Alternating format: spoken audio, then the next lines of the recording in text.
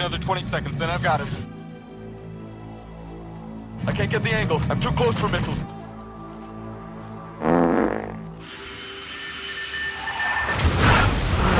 Bingo!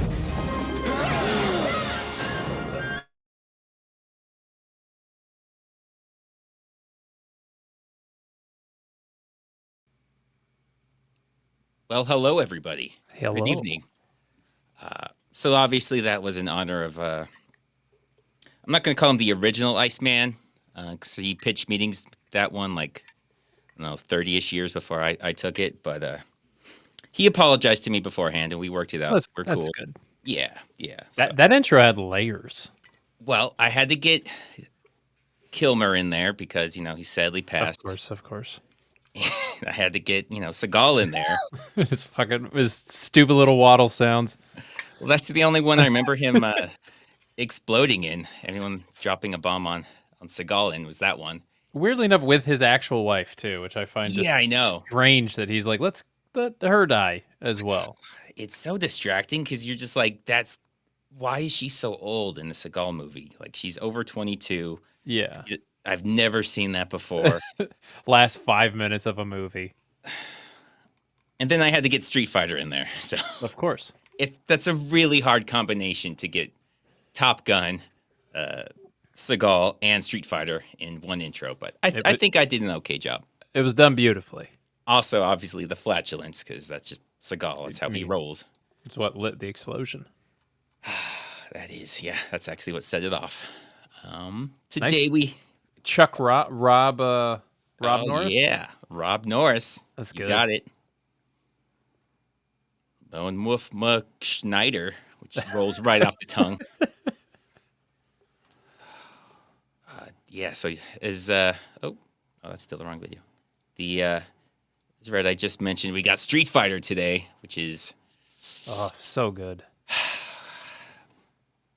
How do you feel about this movie, just in general? I like it.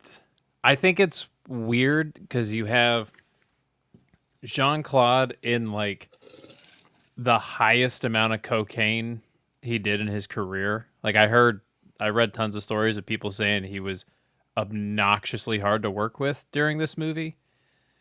And then you have Raul Julia, who did actual research for his role and like tried to make it a good outcome. So I like it. I give this movie a solid B. Yeah, watching this when it first came out, I was a kid, and I remember thinking, man, this was terrible. What was that supposed to be? Then as I got older, I started to appreciate Raul Julia's portrayal, like just how much he's giving for such a terrible movie. It's awesome. It's really hard not to love that. Yeah. And then as a little bit older and getting into more of these terrible movies, can really enjoy a lot of the badness. Oh yeah. It's awesome. Yeah, I read a trivia fact that said Jean-Claude roughly did 10 grand of cocaine a week during this time. So this movie, well, it came out like a couple months before. No, sorry, a couple months after Timecop. Yeah. So, I mean, when they were filming it, Timecop hadn't come out yet, because I was like, if it was after Timecop came out, that would have been probably the height of, everything I do is gold. Don't talk to me, little man. Like, if he's going to be difficult, it's going to be right after Timecop released. Accurate. And I was surprised that this made money. I'm pretty sure this made it made money. I thought for the longest time this had to lose a ton of money, but it just came just shy of 100 million. Just shy. That's way more than I thought it would get. Yeah, it was like 99.4 or something that was so close to the 100 million. Was this the first video game movie adaptation? Well, I don't know. I'm pretty sure Super Mario was before this. Oh, you're right. The Super Mario. How could I forget? Such a great movie. Yeah, I feel like that was a year or two before. Yeah, Mortal Kombat came out, but I'm not sure if it was before or after, because this was 94, so... Because that was 90... Yeah, so that's 93. Mortal Kombat was in 95. Okay, so that came out after. Okay, so they probably did Mortal Kombat, like, okay, these can make money, the fighting games, which... don't really have a story, but so we can just throw whatever we want out there. So Super Mario by a year. Yeah, 93, and then Street Fighter 94, and then 95. I mean, there may have been something that was like less known, or things that were technically a video game movie, or it's hard to, because there's like all those little cheap things like a Canon Films I could see doing something for like 200 grand. That's accurate. Yeah. This was definitely the first big mega blockbuster. Oh, Double Dragon. Double Dragon was a video game. Yeah, when was that? The 94. That came out like a month before Street Fighter. Street Fighter came out on December 23rd. This is a Christmas movie. This is absolutely a Christmas movie. Speaking of Christmas movie, the thing that blows my mind is that the guy that wrote Die Hard 2, Commando, Running Man, is the same guy that wrote this and directed it. I had no idea. Yeah, De Souza.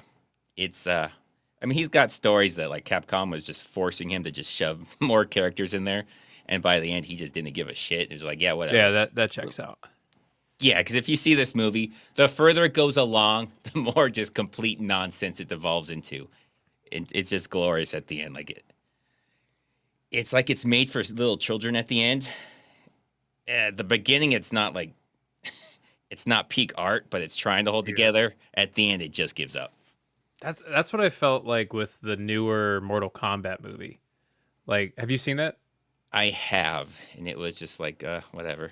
So it was just whatever. The first like 10 minutes, 15 minutes when they're fighting at that temple, and I think it's like Sub-Zero and Scorpion or something. It's very forgettable, so I'll just take your word for that. Okay, the first scene was awesome, and I was so pumped thinking it was going to be this like actual gritty, great remake of a movie, and then it just sucked. But there was a good 15 minutes where I gave it like a 95, and then it just fell apart. Yeah. Wow. 95, that's okay. Yeah, it was really good for a Flash. I don't at the end they even do the dumbest shit where they're like, okay, well, we're going to do the tournament now, and everybody's alive again. So, like... Yeah, no, they brought nothing that happened in this movie mattered in the slightest, because, like, if you're going to Resident Evil that, wait till the next movie before you just decide to ignore the first movie. Don't ignore the first movie during the first movie. And they were all clones. Which still confuses me, because she has a lot of clones, so why was she the special clone? Yeah. It doesn't. Okay. All right, let's get into Street Fighter. Okay. Let's get into the glory. The Civil War in Shadaloo may have reached the turning point. The capital has just fallen. Yeah, so at this point is when I realized I've seen this movie a lot of times, but I have no idea what the plot even is. Is it like Mortal Kombat? Is it an extremely forgettable plot? Because the plot really doesn't matter that much, because they just do what we're going to do, and every now and then they'll mention these hostages. But I guess Shadaloo is a country that Bison's taking over with like 100 guys total, and he's taking over a whole country. And the capital's fallen. And those are good soldiers, man. You only need... I mean, the Spartans did it with 300, so, you know. I mean, they lost that, but, you know, Spirit they won. Yeah. Did they? They had a whole movie franchise, so who really lost? They did. Yeah, this is so... Because none of this really comes up later, and even this part, which really confused me. Oh, yeah, they start explaining the plot, and then they just go into different languages, like, well... If you missed the plot, you should speak 7 different languages, because here's 6 more. So catch back up. There's no plot holes. You don't speak the languages. AN forces are consolidating their hold on Shadaloo City today. The way she talks when she's doing that is so like off-putting. If it came out today, I would think it was AI. Because it makes it impossible to just like pay attention to her, because you start zoning out because her cadence is just so odd and slow. Yeah, she enunciates weird parts of the word. It's like she had to do a lot of takes and just like, okay, I'm just going to say super slow and super clear. I don't care how it sounds, but I'm getting through the script. There's somebody behind the camera who's like, okay, again, and can you enunciate this time? It's like Shadaloo City. It's every time she's like the reporter. It's crazy. They know that defeating the ragtag city militia is one thing. Defeating joining the heavily armed forces of General M. Bison is quite another. Okay, Yeah, now that's not. That's, yeah, I don't that like it. confuses me. Who's the city? Who are the city forces? Who are those people? Are these It's like mall cops and are whose side are they on? Are they just a third side? Was the city just like a sovereign city that had nothing to do with anything, and now they're both? I'm so lost on who that was supposed to be. we don't know. They defeated someone to take over the city, but we don't know who that someone was, and we're never going to mention them again. So just deal with it. Yep. Just some little militia. Like just a militia. Oh yeah. Apparently, the costume designer for the Bison costume was a different person, and they demanded their own credit. I don't know. Considering he looks like a Nazi mixed with like Benito Mussolini, like, I don't know if you should be wanting to be singled out for making that costume. Well, because the very next thing they show is like the actual costume designer. So they want you to know. Or maybe Deborah was like, let them know I did not put together that red I did Hitler not do costume. that. That was not me. That's probably more accurate. Yeah, they're like, okay, please separate me from that. Never seen or heard of them. One specific costume they point out, not just in the credits, but in the opening credits. First, too. Yeah.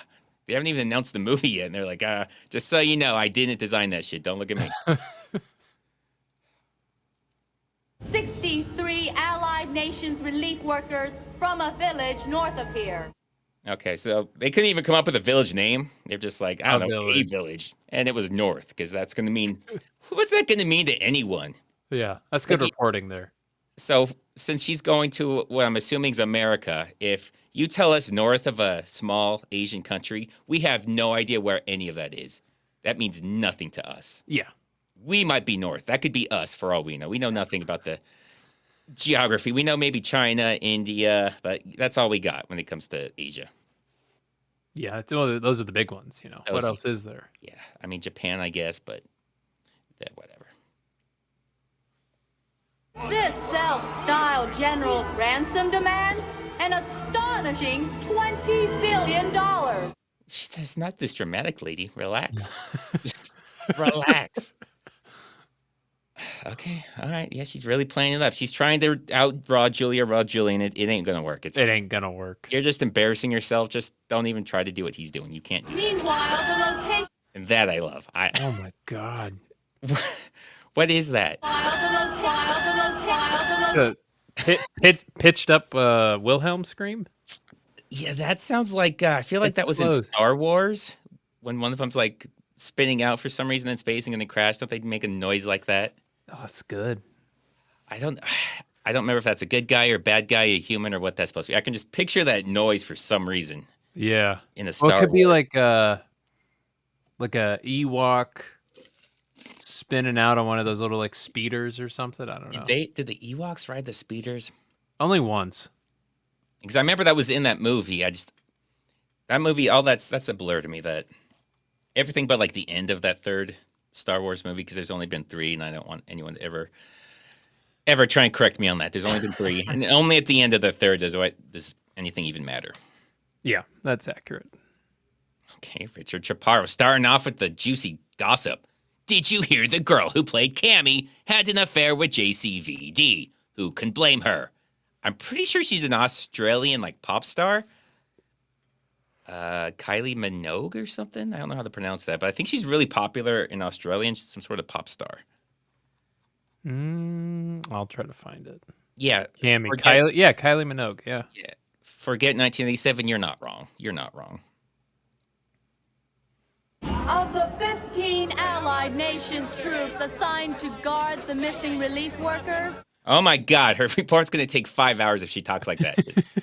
Maybe this is like when they told you to write a 3-page paper and you had a page and a half and you're like, shoot, how do I make this longer? Just longer spaces between words, just add slower. How many adjectives can I throw in there? That's right. May we speak to you, sir, please? No. I like that. They don't really explain why he's like that. Apparently he hates journalists for some reason. We don't know why, but I like it. I like the attitude, yeah. Go away. Oh yeah, so that's when I was going to bring up the Stephen E. Dayton, who's Mm-hmm. he's a legend in the action movies. Just kind of got stuck on this with Capcom forcing him to throw everything that does not belong in the movie into a movie. Well, when you have a game with 40 characters, Yeah, let's get at least 12 of them in there. it says based on the game Street Fighter 2, which I remember having far fewer characters. I think there were like 8. They had like that's the thing where they had like 30 different versions. They just kept releasing different versions of Street Fighter 2 instead of just calling it Street Fighter 3 for some reason. And then they would just add characters. But I think the original 2 had like 8-ish. And there's like 3 or 4 at the end that you couldn't play as, but Oh, I played Street Fighter 2 on Super Nintendo. I think that's what it was. I'm not sure what version that would have been. But I remember there being not very many, and then they added all these people later. Yeah, we had stretchy arms. Yeah, Dalsim. Yeah. For some reason, I really remember this. Like, I don't remember a lot about video games when I was young, but And Vega and Vega, yeah. Vega, they changed the names around. I remember that. Yeah. Bison was supposed to be Vega, but they were blatantly ripping off Mike Tyson with M. Bison, so they didn't want to get sued. So 100%. I know. We'll just musical chairs the names for some reason. But I do want to talk to someone. That bastard Bison! Oh, he's so good. Even just him looking out like, oh, he wants to talk to me? What, motherfucker? Just the eyes. I love it. And just everything about this is already so absurd. He knows for a fact that Bison's watching the news right now. I mean, he's trying to overtake an entire country and a shopping center. Build a shopping center. But yeah, he's watching the local news in English. Sure. I know you like to look at yourself on television, you sick son of a bitch. So look at this. Again, if you think about it, he's not watching himself on television. He's watching you on television. Yeah. How do you know he's watching because he watches himself when you're not him? Like, none of that makes any sense. And, like, I miss this move. You never see that anymore. No. That was like TV would do it because I guess you couldn't give the middle finger on TV or something, or might make it R-rated. So they were seeing this all the time when I was a kid. I was like, it's the same thing, but they can do it. I also just realized Raul Julia looks an awful lot like the little angry head chef in Ratatouille. I mean, reverse it around, like the little. I guess the chef looks like Raul Julia. Oh, there we go. That's probably based on Raul Julia if they're smart. Dude, he looks just like him. Yeah. I mean, plus he came off of Julia came off of 2 Addams Family movies. Oh, yeah. Which the big thing about them is just them saying just a whole bunch of crazy, ridiculous stuff, just completely straight, which I think really kind of fits into what he does here. Yeah. So even though he's like a really good, serious actor, like he had a lot of practice for what he did here, and I think everyone's happy and better off for it. Yep, agreed. Colonel Guile. Okay. Where does this TV come from? She's just walking around. The guy's recording with a camera, trying to get an interview. And now there's a television that they can do 2-way stuff with. It's advanced stuff, bro. This is super advanced that he can hack into somehow. I mean, he has the character who's supposed to be like a recording artist, break dancer. But in this, they're like, I don't know, computer hacker. Sure. But like this TV just comes out of nowhere. There's no reason she should have that TV. But well, okay, I guess they're communicating through the TV. How else are you going to be on TV if you don't have a TV? Just like you can't record something with a VCR if the TV's not on. We all know this. That's true.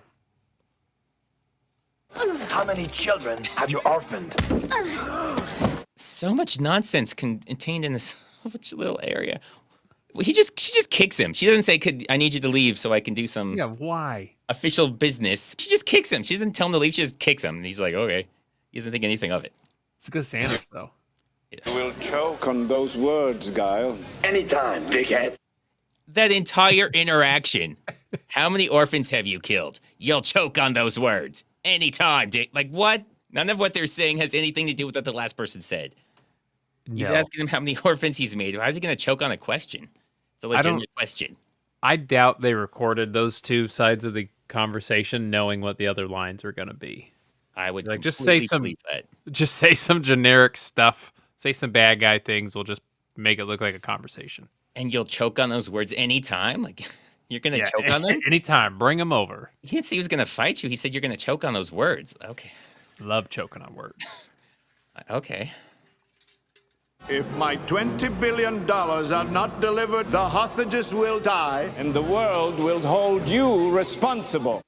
The last part. Why is the world going to hold him responsible? Yeah, doesn't check out. Since when has terrorists demanded something and then we blame a colonel in the military for it? I can't even name a colonel in the military. No, there's no such thing as a famous colonel, except for Sanders. So there was one famous colonel. He is a good colonel. And he's gone now.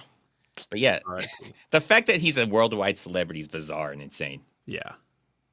Is that real camo? You know more about that stuff than me. What There's camo? different types of camo. That's some weird colors on a shirt. It is. I mean, you want it to be kind of like the area you're in. So, like, if you're in a water-based area, obviously you don't want the desert camo. It's very similar. I'm not sure if it's exact. I have to see, but it's not to the point where I'm like calling BS. But this is like downstream from like a Jackson Pollock painting. I mean, I want to say, I think they've changed. I think the Navy used to have like a bluer one, but then they were concerned about people drowning and like you can't see them in the water. What's the red though? That's what's tripped me out. Yeah. Nobody knows. Yeah, the red's kind of weird. I don't know why you would have red. So if that's what you're saying, yeah, that's kind of silly. I don't like it. Yeah, here we go. Paul's got it. Neptune camo. If you're on Neptune, boom, nobody gonna see you. Damn Neptunians, man. Charlie, hang on, buddy. We're coming! It's just that. He's like, you son of a bitch. You son of a bitch. Why are you doing this? You son of a bitch. He just calls him out, tells Bison, hey, that's my bro right there. Don't do anything to him. Yeah, no, his value just went up a little bit. Oh, Auntie Sarah can't figure out how to gift YouTube memberships. There's a, I don't know how to say this nicely. If there's a gentleman around, see if he can help you out. Oh. She's one of the three male viewers we have. There might be you're constantly trying to get to unsubscribe. Playing with fire here. Charlie, take him to the laboratory. I love how they just hit him with the gun for no reason. Here we go. That's what you do to hostages. There you go. Thank you, Mr. Hawk. Some instructions. Yeah, I don't know why they hit him. I don't know what the masks are. The masks almost look like a superhero. Like, it almost looks cool if they didn't all have it. They should just have one guy with that and nobody else and just don't talk about it. Well, that's like what were they called? The Imperial Guards? The all red ones in the Star Wars movies? Sure. Yeah, they're like, I think they're in all red and they have the big staffs or whatever. You only see like 4 of them in the entire trilogy. Oh. I don't remember any of them. Oh. They sound awesome, though. I think they're all red. Maybe I'm making that up. I don't know. You know what? No, it's true. And if people don't remember that, then they just don't know Star Wars. And they're just not a fan. Fans. They're not real fans. Can I say one thing about Star Wars? We've been saying plenty, so go ahead. Thank God. Okay. When Rian Johnson did his freaking movie and he weaponized hyperspeed, that pissed me off so much, dude. I was so mad. I stopped watching the movie. Oh my God. I stopped right around there. Not because I was pissed, but for some reason I had to do something and I just never cared to go back. Never started it again. No, I don't even know. I'm like, I don't know, halfway, 2/3 of what I'm through, but I just stopped. I was like, I've never felt the urge to finish it. Well, he points a ship at another ship and he's like, we're going to go hyperspeed and that'll destroy both ships in this big boom. I was like, yeah, but if you could run into objects during hyperspeed, like then in episode 4, 5, or 6, why don't you point a little? All of their that should be all their attacks. Bomb in an X-wing and just aim it at the Death Star. Just shoot anything at hyperspeed. Anything going faster than the speed of light will destroy everything. It's just physics. You can't set something to destroy light without destroying the universe. So, anyways. Also, in the same movie, he designed a bomber that is designed to fail. They did a bombing run, and there was like 80 ships, and one got through. and when it dropped its bombs, it killed itself too. Like it's Wow. garbage. It's awful. It's hardcore. Mitch Meetings, R.I.P. Val Kilmer, R.I.P. Colonel Sanders, R.I.P. Raul. That's a good point. Yeah, we've lost a lot of legends. This video hits hard so far. I mean, this has been over like a 30-year period. I don't remember when Colonel 25 Sanders minutes died. for us. So it feels like they've all died recently. And yeah, Becky's got to the heart of it. I stay subscribed out of pure spite for Space Ice. They know I'm trying to get to 100% male, and they just won't let it happen. I like that. Did I miss one? Oh, R.I.P. Peter Navy Tuesasopo. I don't know who that is. Is that the Honda guy? I know he was in this and died. He was Hawaiian, so. That checks out. That's all I got. I have no idea who that really is. It sounds Hawaiian. It's probably the Hawaiian guy. Good evening, gentlemen. Didn't anyone tell you there's a curfew? No. Like, you're out past curfew too, bro. Like, it's a weird thing that you're trying to call him out for being out past curfew. That just struck me as odd. That's not the put down you think it is. There is a 7 p.m. curfew in Shuttle City. Violators will be shot on sight. Now, I do like that. I do like violators will be shot on sight. I like that too. They violate that, though, when they bust in the place and don't shoot anybody. It's just more words than anything. Oh, that just reminded me. I meant to include the different ways his name's pronounced in this movie. The Ryu guy, whatever, however you're supposed to pronounce it. Ryu. Yeah, Ryu. Byron Man. Yeah. Seagal movie regular, which is kind of a running joke I do because there's no right way to say it. So no matter how you say it, some jackass is going to correct you and say you're saying it wrong. Ryu. Because they say it multiple different ways just in this movie. Nobody corrects them. So canonically, there is no correct way to say it. Do you have the $100,000? Do you have the weapons? When we get outside with our money, we'll call you on this. That is the dumbest thing I've ever heard. Who's going to do that? Who would ever do that? Like, yeah, I'll give you $100,000 and then I'll call you. Hold on to this phone. Trust me, bro. Like, what? They're doing illegal gun sales. Yeah, you PayPal me first, and then I will send it. Or trust me. Pay me half. Give me half. That makes the other sense. half. And then it's like, do something better than that. I'll leave a trail of dollar bills between me and like your that. car. Richard Chaparro. How could Ryu go from JCVD to Seagal? It's a sad story, Richard. It's real sad. Not Tragic everybody downfall. can reach the heights of somebody had a comment I liked, but it's scrolled by too fast, so it's lost to history. I already know that the weapons are on the pier. What's the matter, gentlemen? Surely you're not afraid of your own weapons. Which just by itself is an absurd premise. You're not afraid of your own weapons, are you? Like, I mean, if I'm selling someone guns, yeah, I'm gonna be afraid to get out with those guns. It's not a trained dog. It's a thing with a trigger. This isn't a Neil Breen movie where they got this force field or something around them. Right. Like, it's absurd. Yes, I'm afraid of my own weapons. If you're not, then they're shitty weapons and you shouldn't be buying them. You only want to buy weapons from someone who's afraid of them. They're pulling an Air Bud right now. They're like, if we pull the trigger and it kills you, then this weapon never loved you. Wow, is that Air Bud? Is that how? Dude, did you know that the clown gets arrested in Air Bud? Yeah. Why? What did he do that was arrestable? I think at the end, after the judge declares...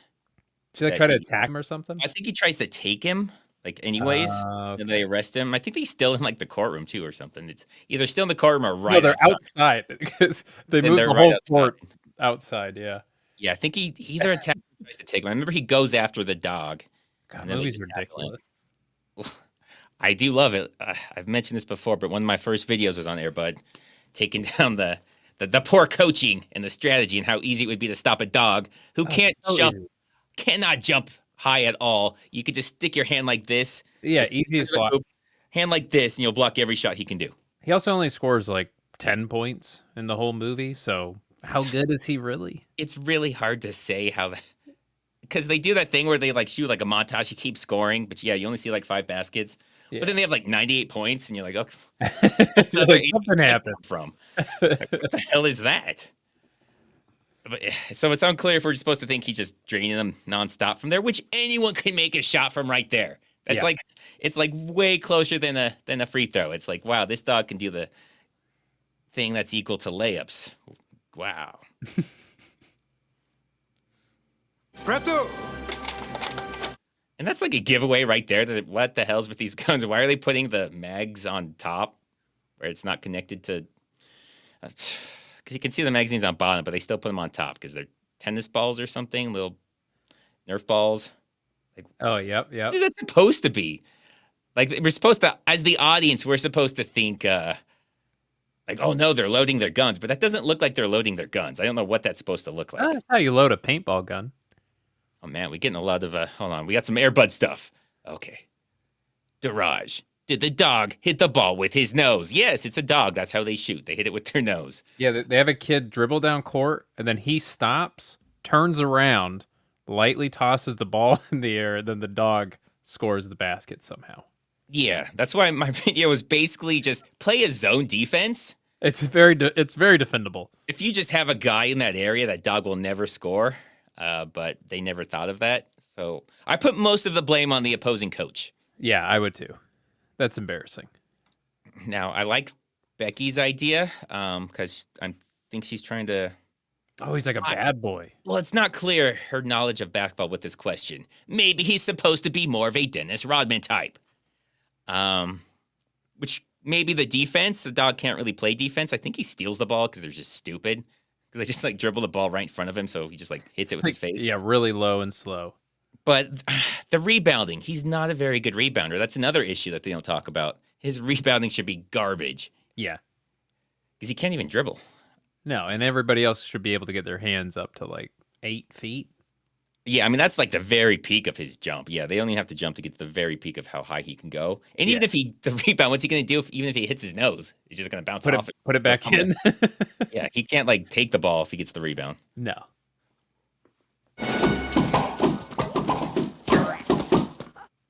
And yeah, so the fact that they're Nerf balls just makes it even more confusing. Why put the weapons there at all? The fact that they actually shoot Nerf bullets of any kind is very impressive. I'm not very impressed with Nerf guns. Okay, that's fair. I guess you're more easily impressed. I am, yeah. I'm confused on why they have those there at all. If you don't have those, so like if you don't plant those, then nobody can find them ahead of time for one. So like they knew obviously this was a scam the whole time because they found them. And they grabbed magazines that were just ridiculously light. Yeah, it's unclear if the balls were included with the package or however they had the... They're like, now load the Nerf. No, this is real. Yeah, because why would they have the balls there also? But yeah, if they don't have that, then they can't find it. You just be like, where is it? Well, we don't know where it is. We can't find it. We ain't seen them put them anywhere. But if you see them put a chest down with a bunch of toys in it, like you're just creating a needless way for them to find you out. Just none of that makes any sense. But neither does any of this movie. So this is one of the... we're 10 minutes in. There's a lot. I think we're 7. I don't think we're 10 yet. God. I like my games live and in living color. What does that mean? It's a TV show. Jim Carrey? Is he talking about Jim Carrey? I like Jim Carrey on The Living Color. I think The Living Color is very underrated. It doesn't get talked about enough. That was great. Homie the Clown was classic. Fire Marshal Bill was classic. Yep. Whatever his like Jim Carrey's like Xena. Remember there was some sort of like warrior. I think it was supposed to be a female that he was playing. I don't know if you guys recall that. That always creeped me out as a little kid because I was super young then. Oh, you're saying the Mistress of Destruction. If that's what it was, yeah. I just remember it being... The bodybuilder looking female bodybuilder. Was that what it was? I thought it was some sort of like Xena thing, but this was a long time ago. Like I haven't thought about this in 35 years, so since I was very, very little. I mean, there was good stuff. The movie critics I remember being funny. Like the whole joke was that they're flamboyantly gay, and that was just the entire joke. Hey, that worked. That worked back then. Back then, it worked. That's all you needed. We loved it. Lowbrow, simple comedy. Dr. Dalsim, how is your research today? Yeah, so it's such a pointless way to have him in this. So Dalsim is the stretchy guy you were talking about. Yeah. His things where his arms and I think legs could stretch all the way across the screen, and he could breathe fire. Yeah. But hey, how about he's a doctor? Close enough, right? Yeah. He's a doctor. Thing. He's kind of like a voodoo guy in the game a little bit.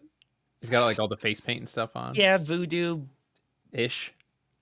Ish. I know it's yoga because he's like yoga flame. Oh, that's right. But I don't know if Vera de Milo. That's what people are saying. That's the Xena warrior princess character. What was it supposed to be though? Was it supposed to be like a warrior thing, or is it just the way she was dressed? Whatever it was, I don't know if he was even playing. Was he playing a female? Yeah, he's portraying a steroid abusing female bodybuilder. Okay, named Vera de Milo. The way it was dressed.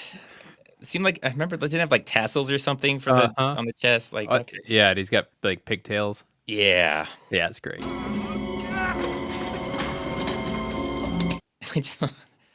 There's no way these things really exist. Why would they have DNA mutagens like anabolic plasma? Use extreme caution. We put it in a plastic bag. Yeah, usually they put names of what they are, like the actual drug names themselves, not just it's mutagens. Warning: toxic at high doses. Cool. Thanks for that. Yeah, good thing it's in like a 5-liter bag. Yeah. Don't want to get a high dose of this. It doesn't even have the dosage on there. So how do we know what the high dose is? Just a squeeze. A good pump with the hand. Like all IV bags, they have like what they are, the actual drug name, and they have the volume, like how much is in there and how much like the dosage, like milligrams per milliliter or whatever it's going to be. Yeah, not the good ones. Yeah, this is like, just like You buy these in the gas station right next to those like triple XL steroid rhino pills. And wow, I don't know what gas station you go to, but you never go to those gas stations? I need to. I need some rhino pills. It's like Gatorade, Fritos, condoms, and then triple XXX rhino energy pills. So I'm guessing that's and then meth, this stuff, and then anabolic plasma. Yeah, it's meth, and they have 3 other things to make it seem like it's not just meth. Like, it's no, probably meth. We're a whole store. So see, we have these 3 other items that have been here for 10 years. Yeah, boner pills. Ryan Parsons gets it. Sure, boner pills. The challenger, Ryu, the defender, my champion, Vega! Why did I include that? It may have just been the name Ryu, because I think I was going to put in the different ways it was pronounced, and then I did the first and then completely forgot. That's accurate. Yeah, that makes sense. So, yeah, I have no idea why else I put that in there. I think I always called him Ryu. That's my pronunciation. I think I started calling him Ryu. Then I think my dad, for some reason, said it's pronounced Rue. Like they pronounce it more like Rue, which I've heard. Like the real way to pronounce it, supposedly, I don't know if anyone here speaks Japanese or is Japanese, but there's like a sound we don't really use in English. And it's something like that is the right way. So Rue's like really close, but there's like a sound we don't use. That's the actual way it's usually pronounced. But like I said, I've heard 10 different ways from 10 different people. So I just called him Rue for a long time. Because I think that was the same character as like Ninja Gaiden, right? I think that's where I first got that from. Yeah. Because I remember being a little kid and my dad could like beat that whole game and I like blew my mind. Ninja Gaiden. Like you got through that whole thing. I didn't think that was possible. The game is hard. Auntie Sarah can't figure that shit out. Surprise, surprise. You do it for me or accept my tribute. I'll try to do that in a little bit. Right now, it would take me. I have to go through a bunch of menus and stuff, and people want to get to the Street Fighter, but remind me and I'll do it. I'll just pay for one with the super chat you put in here. Oh, yeah. So ridiculous. Just the stupid overacting with the expression. Now, Ryu, whatever his name is, his body's not terrible, but this guy's clearly has a much better body. Yeah. So why would all the women be like, no, we like the other guy who's more pasty and less muscular and less ripped? Because he probably has like savings and a 401k, and They don't know. he's planned for the future. Okay. Because he's Asian. Okay, Mr. Financial responsibility is attractive. Yeah, he's good at math. We got it, bro. We know where Yeah, you're going with this. thank you. God, it's so offensive. Sorry, Asians. Sorry, I'm You guys sorry. aren't all good at math or computers, and some of you don't even make it to college. So Facts. I saved you on that. Some of you are really stupid. So looking out for us. Good job. Blake Rackley. Knight takes Bishop. Space Ice and Redeye. Who do you think would have better science fair exhibition? Steven Seagal, Neil Breen, or Uwe Boll? I 100% think Neil Breen. I think he would dominate that. It would be the dumbest, ugliest thing you've ever seen, but he'd have some crazy explanation that's supposed to be, it'd be a very vague explanation, and it's supposed to be the best to stop like evil, corruption, and the badness in all of men and humans and people. And you explain it like that, it would just be hilarious, and he wouldn't get it. And it would just be a ball wrapped in like pipe cleaners or something, and he's like, "There's a lot of tech in there, a lot of science." Yeah, he'd have like a little diode that you buy for like 10 cents and be like, "Yeah, that's the capacitor." Just on a motherboard by itself. Yeah, that's the flux capacitor right there. Steven Seagal would he would have a sword. Yeah, he would just like be hitting women or something. He's terrible. He would set up one of the trifold, right? Like the science fair threefold poster board thing. Wow, that's better, more than I thought he would do. He wouldn't write on it though. He would just cut it. He would cut it with a samurai sword. He would draw boobs on it, and that would be it. Oh, I like it. Just draw some boobs and then samurai sword it. And Uwe Boll would do just the boringest shit. Be like, I put these plants under different lights. Look. Yeah, he would take it seriously. And it'd be terrible. It'd be boring. That's the problem with Uwe Boll movies, why I don't enjoy them as much, because they're usually just boring. They're not like super terribly bad, typically. They're just boring. That's what makes them so bad. Mark Ivy, Dizzy Face. Hell yeah, Mark. Hell yeah. I like Dizzy Face.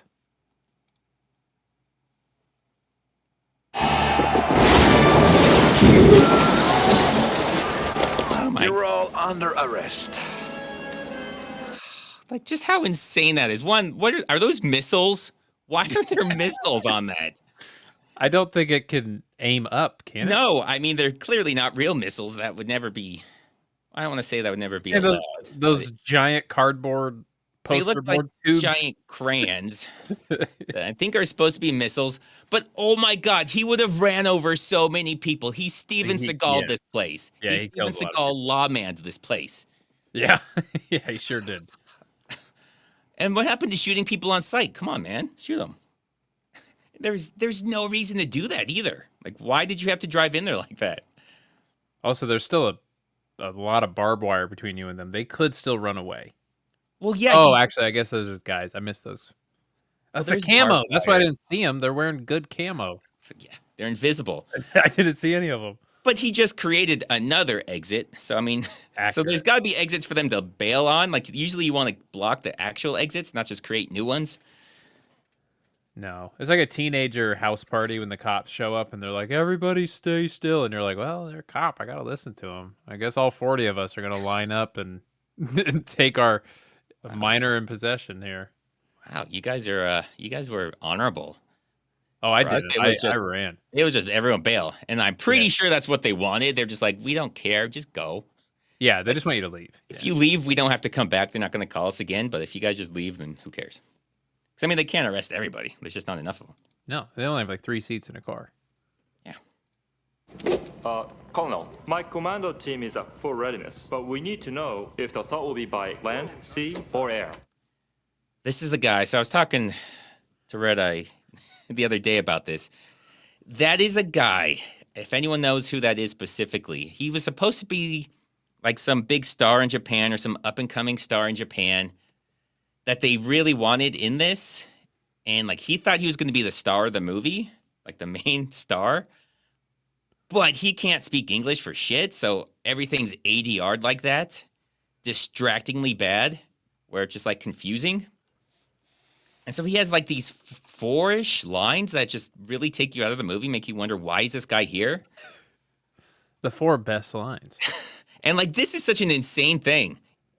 Like, we're ready to go for this plan, but are we going by air, land, or sea? Yeah. Like, that's a pretty big detail you should probably know before you send your guys out. Haven't quite figured out how we're going to get there, what direction we're going to attack from, but everything else we got pretty unlock.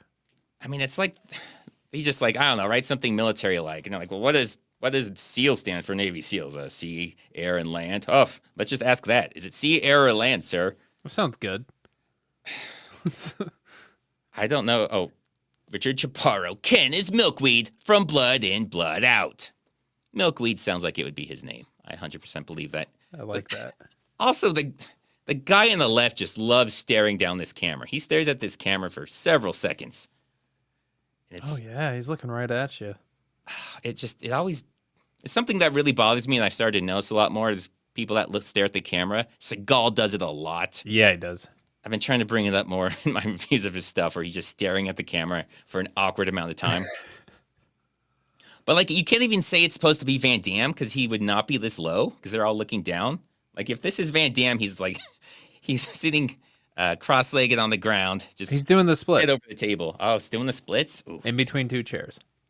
Oh, that would be so badass. It'd be a crime not to show that. Yeah, that's accurate. Space is hidden somewhere here. And then we go back, and he's still staring at the camera. Son of a bitch, stop staring at the camera. But now there's like 3 of them. Now the guy, I think he's Hispanic on the right, not the closest, but the second closest. Yep, he's looking. And the black guy on the back on the left is staring at the camera. Staring hard, yeah. I don't know what's going on with this camera, but it's got everybody's undivided attention. There's someone behind the camera right now waving, going, look away. Don't look at me. And they're like, what are you saying? They all speak different languages because it's AN. Oh, true. Which, yeah, I guess. I mean, you could use UN. I'm pretty sure they couldn't sue you for that. Yeah. I don't I think know I've done it. in the US, they can't. Like, you can, like, the CIA can't, like, sue you for, like, copyright or, I mean, you can't pretend to be CIA, but you can have it in your movie. You don't have to give them credit. Right. And then this guy in the back, though. Oh, my God. He's here to assassinate Van Damme. Why would you run and jump on the table with a giant knife instead of just like, I don't know, go behind him and try and take him out? Sneaking around. Sneaky like, maybe because they're all staring behind Van Damme. They're like, shit, everyone's facing the opposite way. I'll never get behind him. But why does he jump on the table and make a big loud noise? He's confident. That's confidence right there. We could all be so lucky. And I'd point out that that's clearly a plastic knife because it is so super shiny that it looks like it has like saran wrap on it. It's just the way it shines. But I'll give him a pass for not using a giant real knife. These people are idiots. They would have killed each other. Yeah, 100%. Or a spin kick. Obviously a spin kick. And look at, do you see Cammy in the back? Pointing it right in the back of his head. Gonna take out Van Damme. He's totally gonna murder it. Come on, people. She's covering him. Yeah, she's got him covered. Nobody's sneaking up behind you, sir. Yeah, no, we got it. And she does this. Sir! Like, she's scared. Like, she didn't think she was going to find anything. She just always just rips people's shirts open. She's like, oh, shit, it worked. Okay. I mean, she finds out that they're with the bad guys, but she wasn't expecting that. I have no idea why she ripped his shirt open. And I also don't understand this in movies, why they do this, where they have, like, this symbol that you're a part of, like, a gang or an enemy. Like, why would you do that? That just gives yourself away. Oh, see if I can go back, like, a second. Oh. Now we'll go back, like, 13 seconds. But there's nothing it can do other than give you up. Go back to it. Because he's not wearing a shirt under it. Like, he's not even buttoned up. Like, people could easily see that on accident while he's trying to be there undercover. Sir! Look how high up it is, and it wasn't even buttoned. Like, just walking, that's going to move around, and you're going to see parts of it. Like, why are they giving away that they're members of this secret organization? You see that in so many movies where they have, like, a tattoo, and someone's like, oh, I see that tattoo. You're on the bad guys. And like, shit, why did we all do this? That was stupid of us. Why? This is so homoerotic. What are they doing? What is this? I mean, they are in prison, right? They are in prison. They have acclimated fast. Yeah, that's how you Step blend up. in, bro. Great content. Redeye is the second best. Question: where is homeless guy? Homeless guy's been on. He went on like a meth binge a month or two ago, and we haven't heard from him since. Yeah, he's in rough shape right now. This is not abnormal for him though. He disappears for months at a time, and it's normal. He's probably charging his phone at a outdoor plug outside of a McDonald's or something. Yeah, he does the stuff like that. Yeah. Could be locked up. I mean, who knows? But yeah, this is so weird. Like, do they think this makes him look cool because he's smoking a cigarette? Like, are they trying to look cool? What? That's how you look cool to other inmates, bro. Smoke cigarettes, look a little, just a little bit of something. Well, I mean, that part's not that bad. It's the guy with his arm almost around him. He's like, he's mine. He's got his back, bro. Hold my pocket. Definitely need his back when his back's almost against a wall. So, I mean, the wall could have done a good job, but no, don't worry. That wall ain't going to get your backside, sir. Have you heard about the hold in the pocket thing? Do I want to hear about it? Well, it's just like if like you own that person, you'll flip your pocket inside out and then make them hold the like material of the pocket as you walk around. I did not know that. Yeah. Oh, it's so bad. Redeye knows all these, You gotta when you're in there, man. He knows all the gay secrets. So just if anyone has any questions about the gay community, Redeye will answer it, or prison. That's right. Yeah. Those are his specialties. And the thing is, this is right outside where Van Damme is. Apparently, their prison is literally one wall away. Sagat won't trust new friends. Maybe he'll trust some new enemies. What? No, he's not going to trust his enemies. He's not going to trust his friends, but he'll trust his Oh my God. I love the confusion. She looks so confused because what are you saying right now? Well, she doesn't know if that makes sense or not. She's not quite smart enough to know if that makes sense. She wants to say it doesn't, but he's got like the smirk like, oh, it's so stupid it's smart. Yeah. R.I.P. homeless guy, just getting ahead of the game. That's a fact. We're all going to die someday, except for Van Damme, obviously. But everyone else. But yeah, guys, so if you don't trust your friends, trust your enemies. The only way you two are leaving is over my dead body. Get it? He's got the jokes. It's so weird to do that, like long before anyone would even get the joke. Wait, what's the joke? He said the only way you two are leaving is over my dead body. Yeah. Because he fakes his death, and then they leave, remember? That happens right after? Oh. No, I thought there was a deeper meaning. I thought you were saying there's some new joke.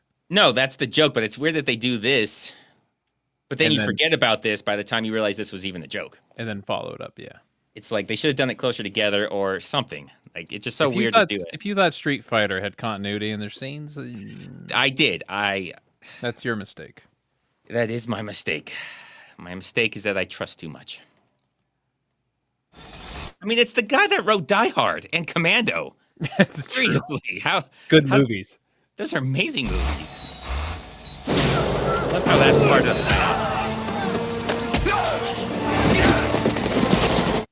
So their plan involves not only just kicking that guy in the head, that first guy, almost killing him, but then this guy jumps on, and hopefully he's going to drive exactly how you want him to drive, and then take his gun as he's falling off.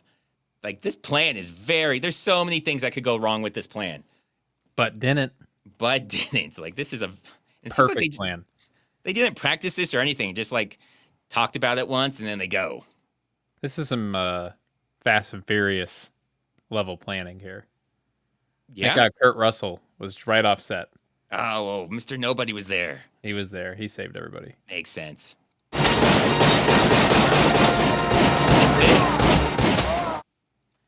Now, they're both shooting into crowds. Yeah, you got to make it look real. And, like, we see bullet impacts all around both of them, so they're both shooting real guns. And that's just so wild that that would be part of your plan. All right, he's going to stand in front of a crowd. Just unload as much as you can, but don't hit him, obviously. Don't hit him. But, yeah, try not to hit all the people around him, too. Or do, I guess. Or do. It's fine.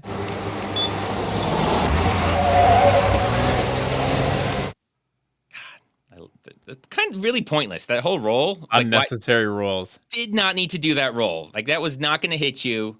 And rolling's not going to stop a car anyways. If it's going to hit you and you're just going to roll into it, you're just going to roll under the tires. That was my favorite thing about watching like old school Power Rangers. How if they needed to get somewhere, they would turn around and do the back handsprings to move faster. Hell yeah. That's awesome. That's physics. So cool. They talk with their arms all the time. They can't just talk. They have to move their arms like they're doing. You got to flail. Yeah.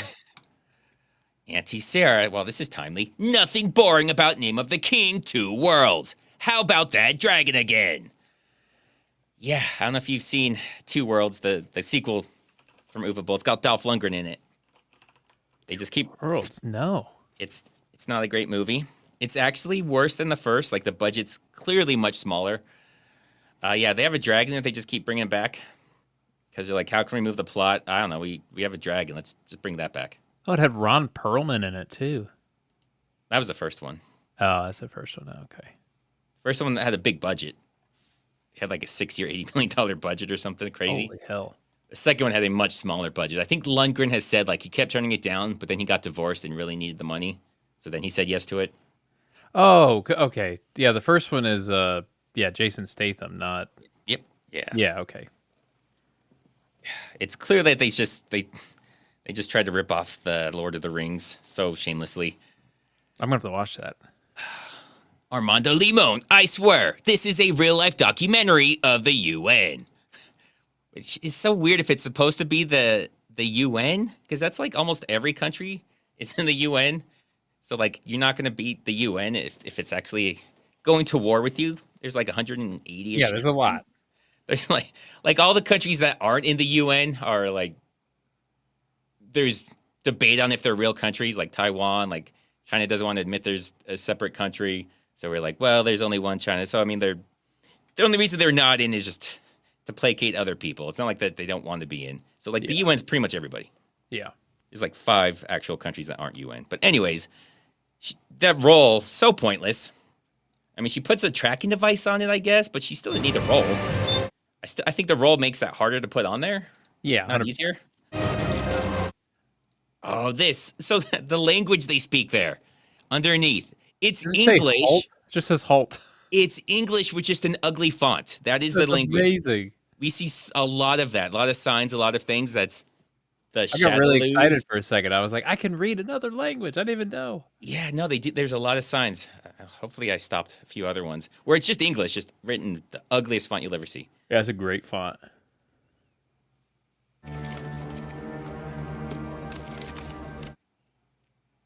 Don't look too closely. Well, he's definitely dead. I forgot why, if there's something I want to say here. Yeah, he's dead, whatever. Super dead. The temple above us was the wonder of the ancient world. Okay, at no point was this the wonder of the ancient world. that pile of rocks. Like, how ancient? Like, by those 2 elephants. Yeah, this was like the first thing ever built, maybe. Maybe it was like technically the first wonder because the first caveman built this. And there was like no one else had ever built anything. And then they're like, man, that's shit. Let's go build some better stuff. But like, there's like any pyramid is like far more impressive than that. Everything is far more impressive than that. Same person who did this is the people who stack random rocks near a beach. Oh. And they're like, ooh, it's art. And you're like, oh, okay. They have that out near me. Somebody just did like some colored rocks out in the middle of the desert. Nobody's really sure who did it. Yeah, they just put them on top of each other, and they're like, it's peaceful, man. It's like a bunch of like colored rocks. Hey, if you don't get it, you don't get it, you know? Yeah, I don't get it. Annapolis shall be the wonder of my world.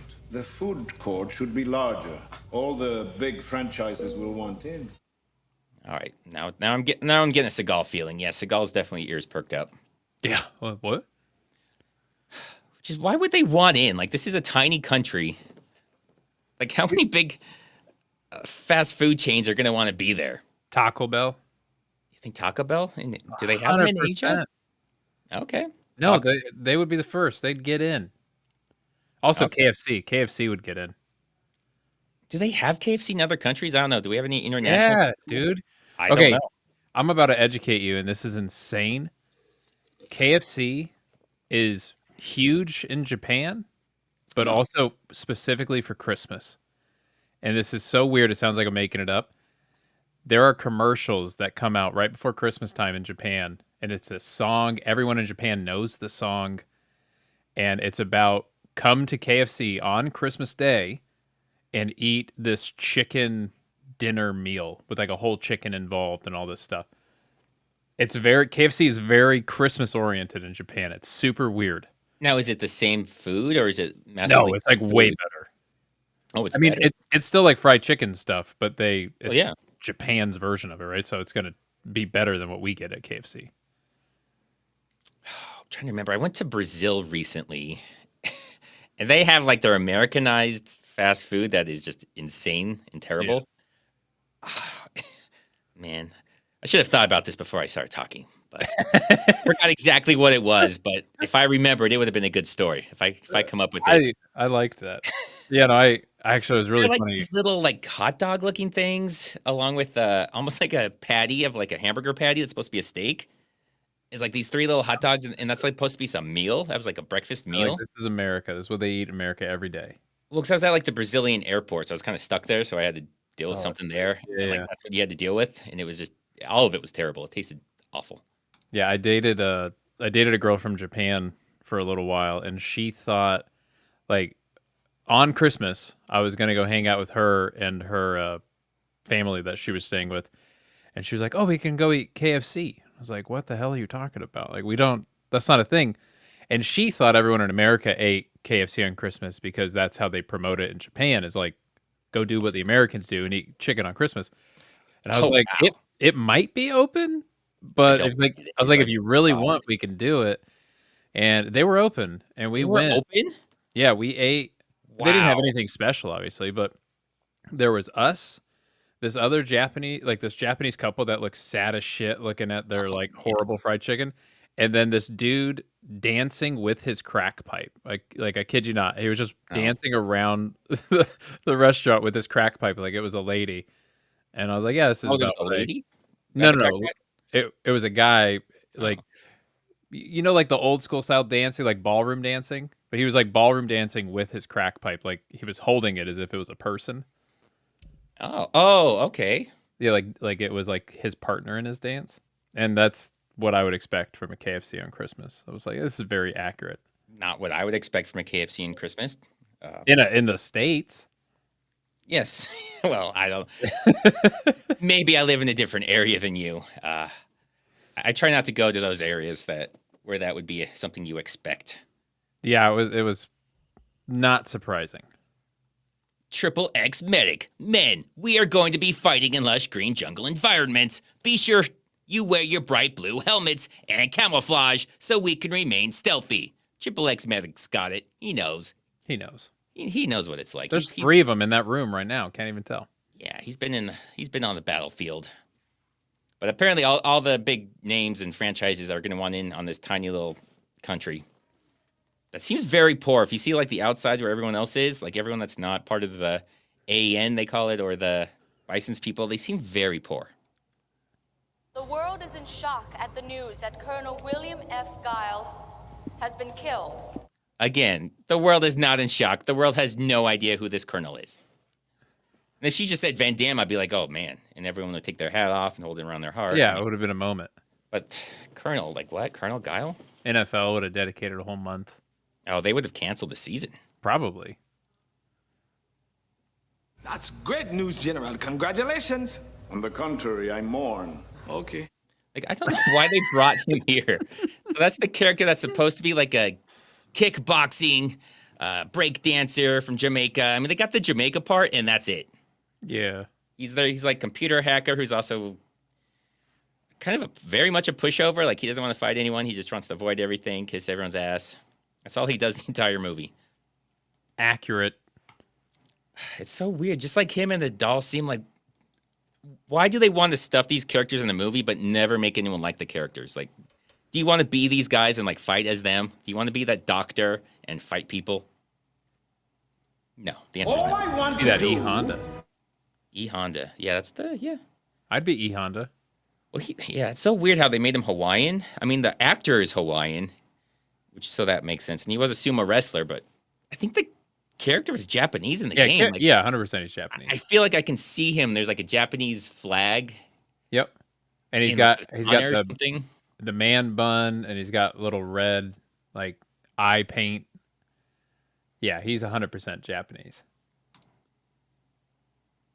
Oh, slimy zombie. As someone who lives in the hood, Redeye rendition of KFC in the States is spot out. That's why he's the GOAT. Damn straight, slimy.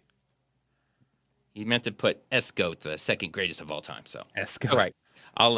I'll go correct for you guys. I went to a KFC one time in Harlem that had bulletproof glass in between the person that you take the order with and the people ordering the food. And when I went in, I ordered, and then this lady after me came in and started like pushing the glass and screaming that she didn't get enough chicken in her meal. Yeah, it was crazy. I should stop going to KFC. I think that's what I'm gathering with all my stories. My grandfather loved KFC, and he lived in the ghetto. It's better in the ghetto. Well, like, 'cause when he moved there, it was like, it must have been like 70, 80 years ago. Like, he moved there when it wasn't the ghetto, but it was the ghetto then. And we'll just say, I mean, he'd be in his hundreds right now, so he was very old. And we'll just say he was set in his ways. Yeah. That's just all I'm going to say about his attitude. He loved KFC, and I did not feel comfortable going to KFC with him. But that's all he would want to do. If I would visit him, all he wanted was KFC, so I'd have to talk him into, let's bring it back home, Grandpa, let's go. Let's not eat out in public, please. Yeah. And he was hard of hearing, so he would say everything really loud, like, no. Let's not go out. Let's not. All right. Man, that sounds like quite an outing. Yeah. Is to create the perfect genetic soldier. So right now, yeah, Redeye's like, oh, I like what this guy's selling. I'm all aboard right now. All right. Not for power, not for evil, but for good. That's what Redeye's been saying this whole time. Time. Everybody gets on his back when he says things like this. Everyone attacks him, but they don't let him finish. It's for good. Yeah. They don't understand. It's just purity is all he wants. They shall march and sweep away every adversary, every creed, every nation, until the very planet is in the loving grip of the Pax Bisonica. All I'm going to say about him dying is it makes sense because we do not deserve him. We absolutely do not deserve Raul Julia. Not in this movie. Well, we don't deserve him just as a species. Like, he's too great for us. I could watch him just go around just overacting, yelling crazy shit. 100%. An entire movie, have no actual plot. He's just going off for 90 minutes and then credits roll, and I would be so happy. He could just be reading the instruction book of, like, building an IKEA shelf or something, and I would just listen. Oh, man, they should have thought of that. Do you know how much shit they would sell at IKEA? People would be buying everything. Like, I don't want to build it. I just want to read it. I'd buy multiple. Coffee. I walked into a Popeyes and a large woman of color was pounding her head on the counter in the face of an employee, yelling, "I want my spicy breasts." I guess they weren't ready yet. You're assuming that they weren't ready. Maybe they were, they just weren't giving it to her, and she had a right to complain. Yeah. Maybe it wasn't spicy enough. Yeah, well. Don't say it's spicy if it's not spicy. Maybe she had breasts, but she wants the spicy. Maybe she emphasized the spicy. Yeah, we need more Raul Julia speeches. Agreed. Like, just redo Patton with him. Like, just... he could be William Wallace. I would be fucking fired up.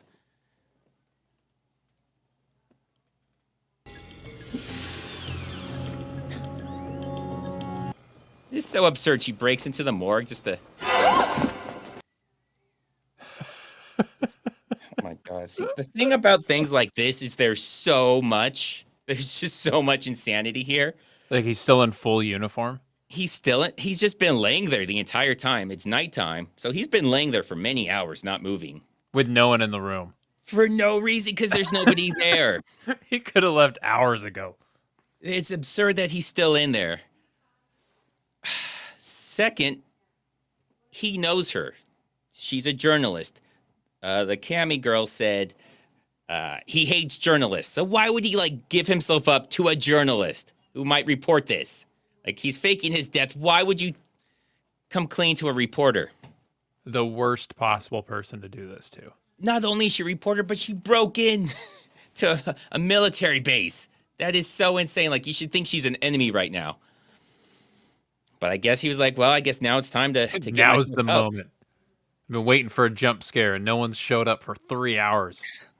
Yeah, it's like Arrested Development with Tony Wonder. I don't know if you ever saw that. Yeah, oh yeah. Waiting in the dumbwaiter for like 4 hours for someone to say Wonder. God, it's so funny. He got it from Van Damme. I guess Van Damme started it. But you may not have noticed. Watch this. Remember Hard to Kill? Uh-huh.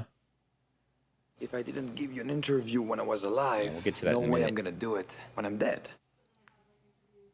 Then why did you show her you're alive? Like, none of that makes sense. Yeah, you could have just stayed dead. I get to the next part. Now remember Hard to Kill. Wake up. Oh, no. Please wake up. Like, why does she stare at his junk? Oh, no. Come back to life. Please come back to life. You know that's what you're thinking. Or sorry, not please. Please. Yeah. It's weird. They even try to do like a romantic thing a little bit between them. So awkward. It's like, I don't think I show it because it just goes on forever. When she like ninja jumps out the window and he's like, what a woman. He does like the Stone Cold did in Maximum Conviction. Mm-hmm. Oh, and then at the end he says something creepy. He's like, yeah, I'll give you an interview if you wear that dress. Who's missing? Yeah. All the Oh yeah, there we go. The for sale. For sale. In Hey, the I can language, read. Just the ugly font language. That's all they know. National equipment. You had your own warhead. 1972 turbo fan chopper, like new. I mean, so I like what they did here with the kind of like a shady used car salesman, but for like military things. And that last thing is like an actual nuclear warhead. I mean, not a real one, but that's what it's supposed to be, like an actual nuke. So that's kind of wild that they have those, but arms. They're all arms. All arms? Oh, Redeye. You ever get good Japanese curry or katsu? Hell yeah. I don't know. Actually, I went to Japan in October for 2 weeks, which was freaking awesome. Oh, wow. Yeah. Look at you. That's why you have all this Japanese knowledge. Damn straight. But yeah, they don't really... Oh, they do actually say something like it's really weird, like an abandoned Iraqi outpost or something is where the guy says they got this stuff from. Which I don't know if it's supposed to be like they stole it and they're just kind of, like it fell off a truck where everyone knows it's a lie. But I like what they were going for. I just don't think they really did it well. Yeah. Like they could have done it a lot better. Oh man, this gives me so many questions. So many questions. So that's them. As you can tell, obviously it's the Chun-Li and the E Honda and the Balrog. How do they get themselves booked? They just showed up. So, I mean, they must have they have something in the newspaper already just in case Bison wants to hire someone just for this occasion? I mean, they could have showed up, but you'd think they'd be checked or something. Like, you can't just go up to, like, the president. I mean, like, I would have put on the show for Mulan, right? In Mulan, where they all just dress like women, and then they just walk to the front doors, and the guards are like, ooh, look at these women. And then they just get in. But that was like, wasn't that like 1600s or even longer ago? Like, when did Mulan think, Yeah. Yeah, a while ago. Not in the 90s. The security here is very lax. Very lax. But I wonder about things like that. Like, how did they get their name out there? Who contacted them? The schedule? Did they pay them? Like, how do they keep them secret, all of this? Who they actually were? I mean, it's blatantly obvious just looking at them who they are. Yeah. It's like Shaq and Steel, where nobody knows who Steel is. Yeah, put the Clark Kent glasses on. People have been asking about Alex, so Dara Chase Roth. Space Ice, did you kick Alex off the stream today due to his anti-JCVD rhetoric? Also, Schneid of the Living Schneid, Schneidy the Schneidpire Slayer. Yeah, he's in timeout. He's actually here. He's just in timeout the entire time. Yeah, he's not allowed to speak. For his slander.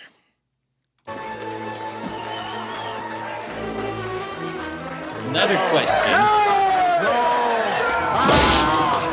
So they're like a magic team? Like they have these magic tricks? When do they do the magic tricks? So, I mean, they have to practice this, right? Like this isn't just a on the spot. I don't know, fucking cut it in half. I don't know, I'll disappear. Like, this has to be something they train for and practice. Maybe it's just a hobby, and they all just coincidentally all like the same thing. And it's just something they do after work. Just the way to relieve stress. Okay. Something I just noticed today doing this. Capcom on the top. Yep. I never I'm noticed surprised that you can read that. It's not in English. I speak Shadaloo. Oh, that's impressive. Oh no, she wasn't really killed. Oh, we're so shocked, everyone. We're so shocked. We thought she just died. That was right. And their plan here. You've forgotten everything our sensei talked about. So their plan depends on him looking at her smiling at him, and him just following her like a creep. That's what their entire plan rests on. All these plans seem very implausible. They're all on ice, yeah. There are so many like failure points that they should fail on, but they just somehow don't. Oh yeah, because it also has the Roryu also has to just chase him out of there, or the plan doesn't work either. Is this a joke? Doesn't look like a joke to me. Some good money looking. Yeah, it's red. Every bison dollar will be worth 5 British pounds. For that is the exchange rate the Bank of England will set once I've kidnapped their queen. I'm not an economist. I don't know if we have any economists here in chat. Is that how the economy works? Yeah, you kidnap a queen and then you just tell them what it's worth. And just the world's like, okay, one of your dollars is worth 5 British pounds because you. Like, is that how anything works? Why don't we just kidnap the queen then? So Dave and Buster's does it. They kidnap queens? Yeah. How do you think the dollar bills at Dave and Buster's are worth any money? Do they not have real dollar bills at Dave and Buster's? No, you got to buy their like play. You convert your money into their money, and then you put that in the game. I thought it was like cards. Don't they have like digital cards? Well, yeah, it's cards. Yeah, but it's got their coin on it. And they kidnap the queen. That explains a lot. And they kidnap a queen. Oh, sons of bitches. Like, she's not even the one in charge anymore, so you think they go after the king. True. You're Edmund Honda, the sumo from Hawaii. You almost made Yokozuna. Until the Shadaloo Tong destroyed my reputation. They did the same thing to me in my boxing career. No follow-ups, please. Don't ask us why. Let's just move on. Why is this warlord fucking with his sumo career and this guy's boxing career? Is that just something he does also on the side? He's got tons of time. I just like to screw over athletes. I just like to derail their career somehow. Not even like, how did he derail your career? What did he do? Besides the why, the how, and the why, no follow-ups. Nobody's asking. I'm very curious. Both of those are very interesting questions. Yeah. And I would love to hear Raul Julia just deliver why. Agreed. It doesn't matter what's written, it'll come off awesomely. It'll be better. It'll make sense. That's always bothered me. Since I first saw it, I was like, why does he care about his boxing career? He's got layers to him. Why doesn't he recognize him if he did that? Yeah, Chad's got it. These terrorists are fucking petty. They are so petty. Oh, it's like a whole China thing. Like, they probably said one thing about Shadaloo or Bison. He's like, okay, well, we're just going to shut you out now from everything. We're going to ruin your life. That's right. It's like a Call of Duty chat room turned into a terrorist organization. I know they have those, but I can just picture what a Call of Duty chat room would sound like. Yeah, you don't. Yeah, I picture a lot of little kids and a lot of profanity. A lot of bad words very quickly. Lots of details about your mother in there, I'm sure. Tons. They know so much. Death are going to be blown sky high. Like, they didn't even have her say the word sky high. This thing goes on too long for me to do copyright reasons, but like, she's actually talking, it looks like, through most of it, but then when she says sky high, her mouth just stops moving. Sky High. That's a good movie. You've seen Sky High? Is it about a high school? It's like, yeah, the superhero high school with, I think, Kurt Russell's in it, right? No. I mean, I haven't heard about it or seen it. Yeah, it's Kurt Russell. It was like a Disney Channel movie. Yeah, I was going to say his Disney days when he was like the computer wore tennis shoes. Yeah. Those, man. Great movie. But again, if they don't do this, which I think is live, it's supposed to be live, which makes it even weirder that her mouth wasn't moving when she talked. Like, you could get away with it if it was pre-recorded. But why are they warning them that they're going to blow them up before they do it? They give him such a big warning, and they show him how they're going to do it. It's layers, man. A lot of layers. You see that? It's like, Happy landing. you see him getting a bomb, they see the truck, Quick, like, huh. change the channel. Oh, best line of the movie.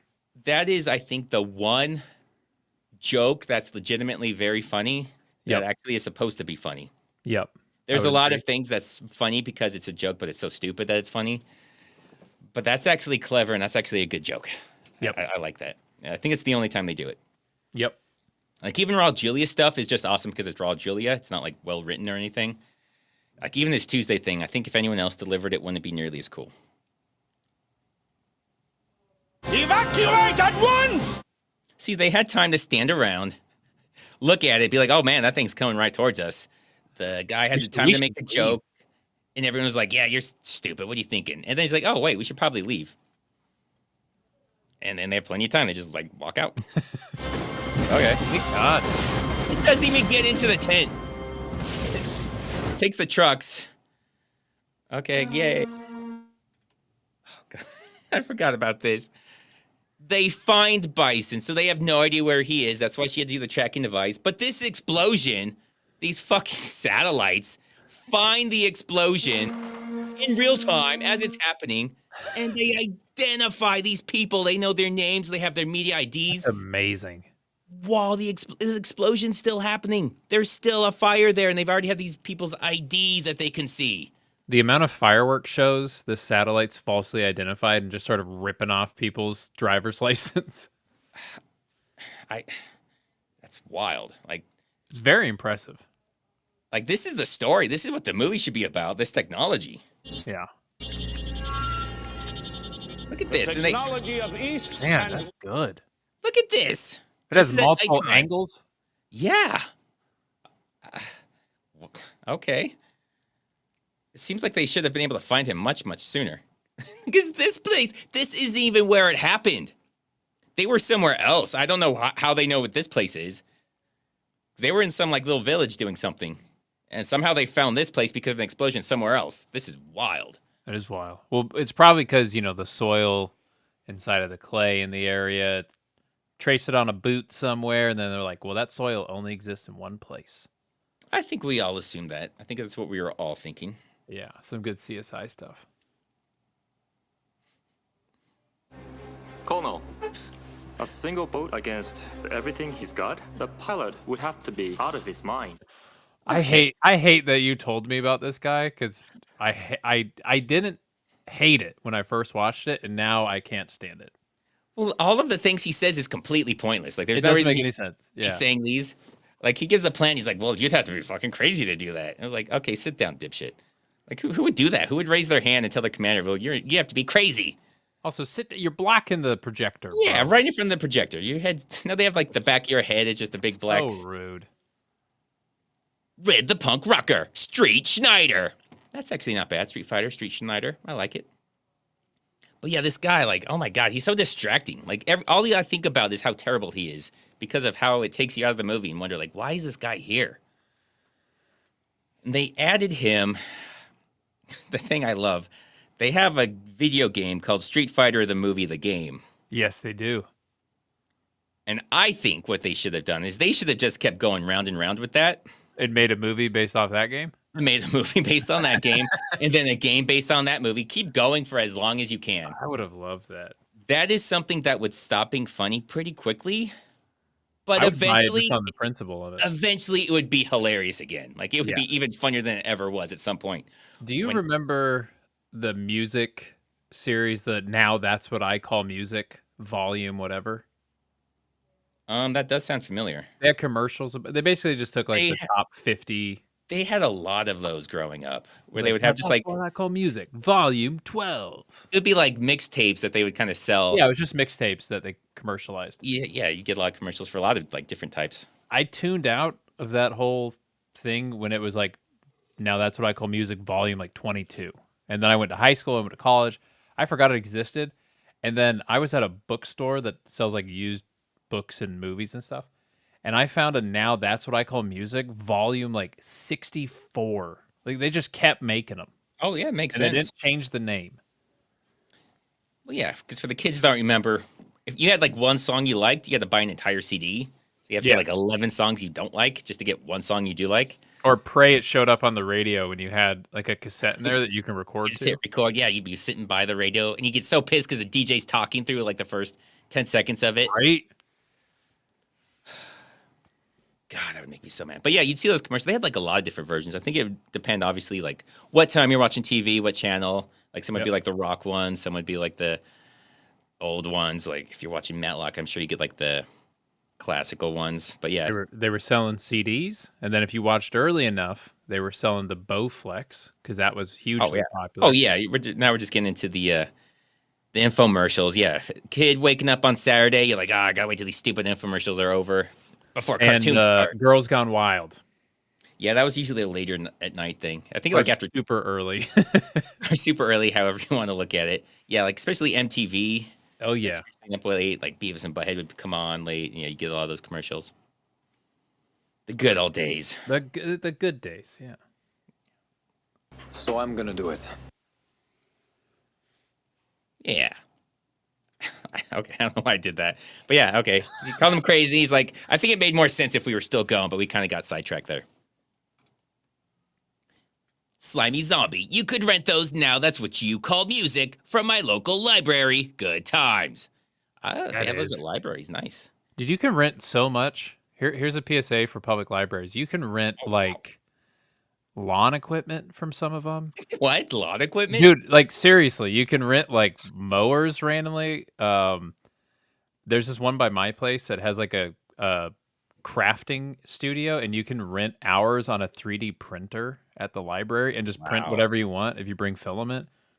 That's Dude, wild. public library is awesome. Everybody support your public library. It's a very cool place. I have not been to a public library. You should. They're awesome. Forever. Well, for a while, I don't know if they still are. That's where the homeless people would hang out.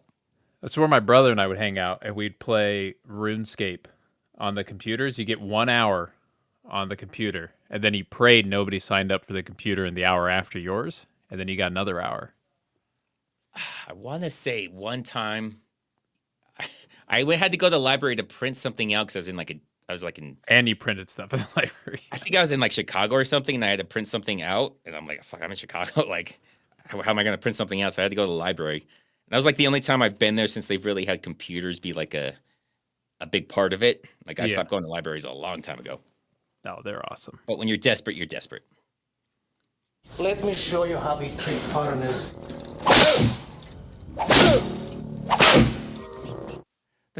It makes me laugh. He's whipped him 3 times, and he's like, oh, man. Whew.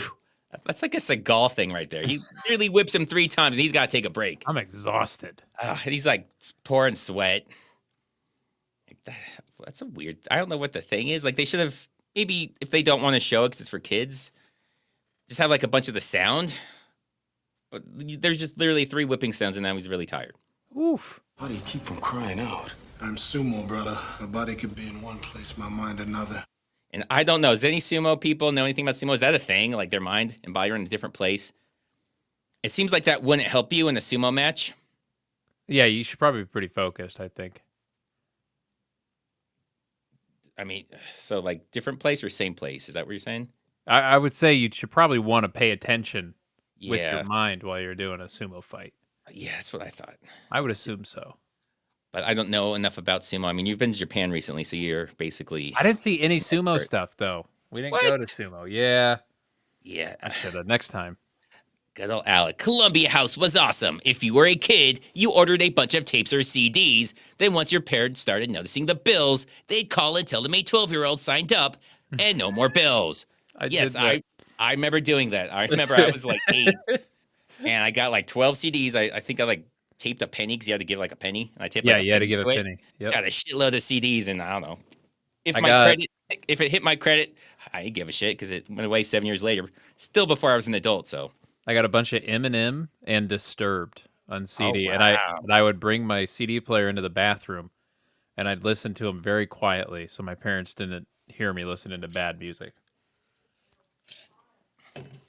Well, Disturbed is good music. Yeah, it is. Oh yeah. So the poster, it's such a weird tone thing that they're going for. Like, this is Nazism, but it's fun Nazism. It's such a it's just the tone is we're so having a good bizarre. time. It's like, okay, you don't have to go so hard into the Nazi thing if you're trying to make it seem super fun. It's just super confusing because it's all jokey and laughy, and it's all also Nazi stuff. But like, yeah, either force him to be in it or make it seem fun to be in it. Why both? I mean, they make it seem fun. Lord Vulcan whipped in front of a black dude. Ironic, bro. Why'd you got to go there? Wow, Vulcan. Disappointed in you. Yeah, you're in timeout.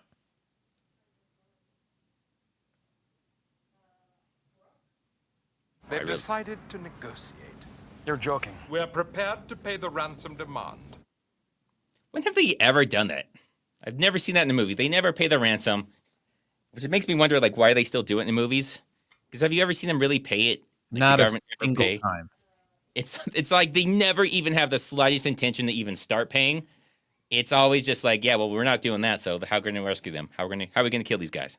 I would love to watch a movie where the bad guy's like, I'm going to blow up the country unless you give me $100 million. And then they go, okay. And then they give him $100 million and he doesn't blow the country up and it just ends. Oh, wow. I'd watch it. I think we know what Redeye's into. He just wants terror in America, apparently. Ryan Johnson said the best movie is to subvert your expectations. Oh, God. And that's why he killed Admiral Akbar. Yeah, I don't know who that... I mean, that's someone from Star Wars, but he killed Admiral him? Akbar? Yeah. In He was his like- crap. That was the trap guy, right? Yeah, he was in one scene. Sorry to go back to Star Wars. No, that's fine. He was in one scene in episode 8 or whatever. Oh, he was He's still on- alive then? Wow. Yeah, he was on the bridge with Princess Leia, and then he shot out the bridge, which I'm like, you've never done that in Star Wars before. Why don't you just always shoot the bridge if it's so friggin' effective? And he got sucked out into space, and they killed him in like this half-bit scene, and I was very mad.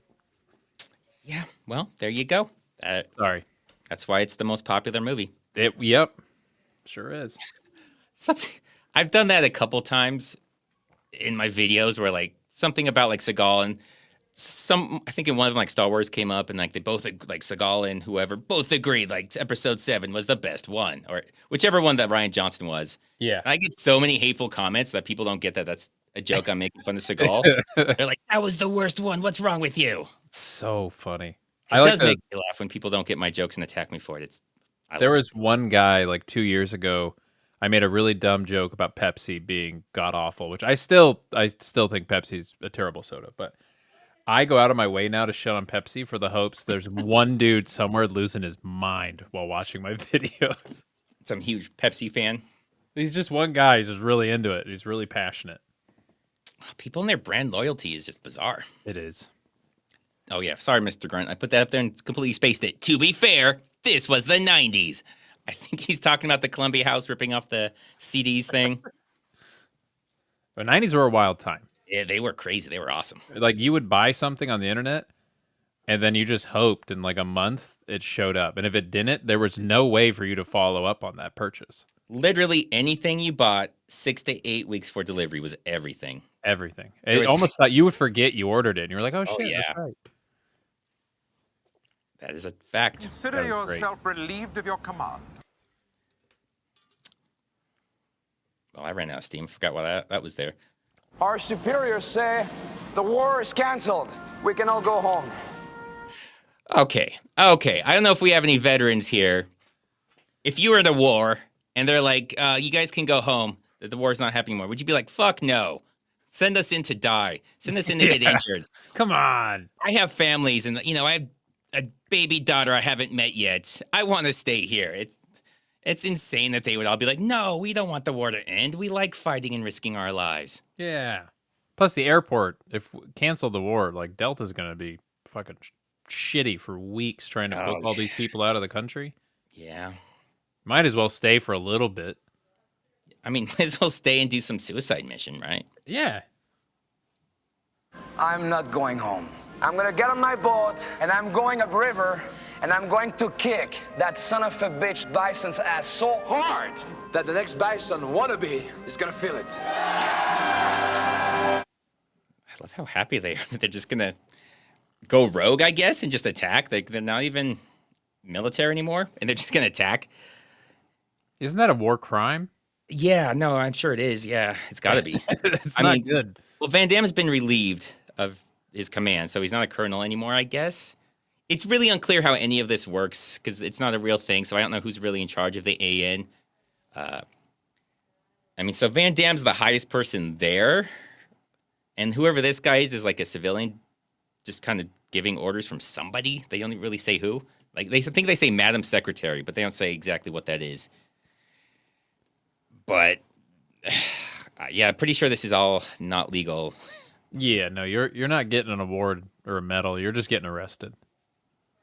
I mean, who's going to arrest him, though, I guess? There's also that. Like, if everyone's got his back, then there's nobody to arrest him. Accurate. But all of this just seems bizarre. It seems like they'd rather go home. But whatever. My father was the village magistrate. He gathered the few people that he could to stand against you. My father saved his village at the cost of his own life. You had him shot as you ran away. I don't remember any of it. You don't remember? For you, the day bison graced your village was the most important day of your life. But for me, it was Tuesday. God, fucking so good. Yeah. Part of me didn't want to put that in there because everybody's so familiar with it. But it's so good. The part of me is, the other part of me was like, fuck you, it's going in there. We can all watch it again. Go fuck yourself. This movie doesn't deserve how good of a performance this is. That's why I'm saying that's why he was taken from us, because we don't deserve how good of a performance he gives. I mean, even the story that, like, he knew he was dying of cancer, and his kids really love Street Fighter, and they really wanted to do it. So that's why he did it, so he could hang out with his kids and work and do something they really loved as he was, because he died between when this was finished and when it came out. Yeah, yeah. Just everything you hear about Raul Julia makes you feel so sad. Like, we lost so much. Agreed. And he is by far the best part of this, which is so rare because Van Damme's in it. It's like I say, oh man, it's the same thing with Val Kilmer, who we also just lost. I always say about Tombstone, he's the only time someone's been in a Kurt Russell movie and stolen the movie from Kurt Russell. Dude, 100%. I could go on about Tombstone. That's like one of my all-time favorite movies. It's an amazing movie. Him as Doc Holliday, my favorite. Well, everything he says is amazing, but when he's drunk and he pulls his gun on the guy, and the guy's like, "You're so drunk, you're probably seeing double." And then he pulls another gun out, and he's like, "I got 2 guns, one for each of you." Like, fucking hell, you're dead, dude. Just everything he said in that movie. It's so good. Literally every part of that movie. Every part. I'm trying to think of a bad part he has. No, there's not a single bad part. Maybe the part where he's like dying in his bed. That's sad, but he very still sad. acts the hell out of it. Yeah. So Val Kilmer, people say he was really difficult to work with, and I 100% believe that. I would agree. But he's one of the very, very few where you hear that and you're like, okay, so fucking deal with it and work with him. Like, it's worth it. Like, yeah. Like I hear like Chevy Chase is a complete full bag as well. And that's an example where I'm like, yeah, if you really don't like him, you probably don't have to be in a Chevy Chase movie.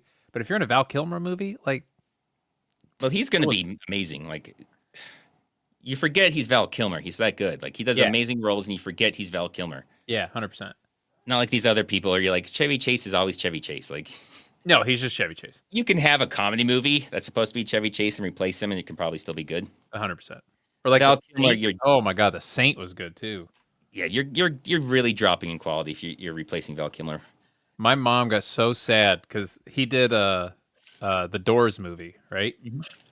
And there's a scene in that movie when he's, high off drugs and he's about to bang his girlfriend, and you get a butt shot. And my mom was like, "Ooh, that's Val Kilmer's butt." And then I watched the commentary of the movie, and they were like, "No, he used a butt double." And for really? and for like 2 years, I didn't have the heart to tell her that it wasn't Val Kilmer's butt. And then I think we got in like an argument one time, and I randomly was like, "By the way, Mom, not Val Kilmer's butt in the doors. And I broke that poor lady's heart.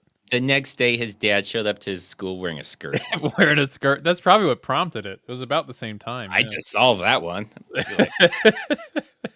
He was probably pissed. He's like, motherfucker, your mom's making me do this. You're going to pay. Yeah, that checks out. This makes a lot of sense. Yeah, I just solved a lot of your childhood trauma. But so you actually had it coming. Why would you break your mom's heart like that? I'm so sorry, Mom. That'd be like finding out it wasn't Van Damme's butt in like 12 or 15 movies he showed his butt in. I'm pretty sure it was, though. Oh, it's definitely him. It's definitely him. Shots on it, and you see him talking, and yeah. He's very proud of his rear end. Yeah. I mean, it'd probably be 90% of them would be a downgrade. Like, even if you got butt models. 100%. He does have a very nice butt. I don't think that makes me gay to say. No, it doesn't. It makes you just, like, paranoid and... I pause on his butt, and pretty much every video that I do, when it shows the butt, I'm like, I'm going to show it on YouTube. I might blur, like, the tiniest bit of the crack just in case, but we all got to look at it. I like the joke that I did with one of them. I think it was Universal Soldier, where it's got the butt, so I have like the black bar going sideways, but then I have a black bar going all the way down to the ground. That's good. Another one. And just like, don't mention that. Just pretend like that's not there. It's just, I love that joke. That's So good. stupid. All right, two things. First, those punches would be completely pointless and worthless. They put no body in that. They just stuck their arms out like that. That's not going to knock anybody out. Second point, completely unrelated to this, but only a very few people have noticed. I think it's in my Double Down video with Neil Breen. Yeah. When he's in the pool, for like 4 or 5 frames, I have the tiniest little black bar. It's around his groin area, just as a joke. Every time I see it, it makes me laugh because almost nobody has seen it. Because it's really hard to see. You have to almost know it's there to look for. Yeah, but you know it's there. And I know it's there, so I laugh my ass because I always forget about it. And I see it, I'm like, holy shit, that was so funny. Yeah, I know that has nothing to do with this. That's just art. That's pure art. Punching people, like they're not even turning their bodies. I think I do it slow motion. I hope I do. Look at that. They just like stick their arms out. You have to turn your body if you want to punch. That's how you can tell people that have no idea how to fight. You'll see people like on those videos where like those high school fights and people are just like hammer fisting like Seagal does. Oh yeah. They're not. You got to twist. You got to put your body into it. You have so much more strength in your core than you do in your shoulder. And you. Oh, and they're like martial artists, so they should know that. They should both be punching like from the outside, and they could twist their body in and do the same thing. Harmless. That's exactly what I wanted you to think. Yes! They don't explain why she's able to just tear metal apart. She's a Street Fighter character. I mean, so basically what they were saying was that he didn't think she could fight, but apparently she can fight and was just keeping it a secret, and then she breaks metal. Yeah, that's how that works. Down. It's like a metal chain that she breaks because she knows how to fight, so, you know, fuck metal. It doesn't mean shit. That's right.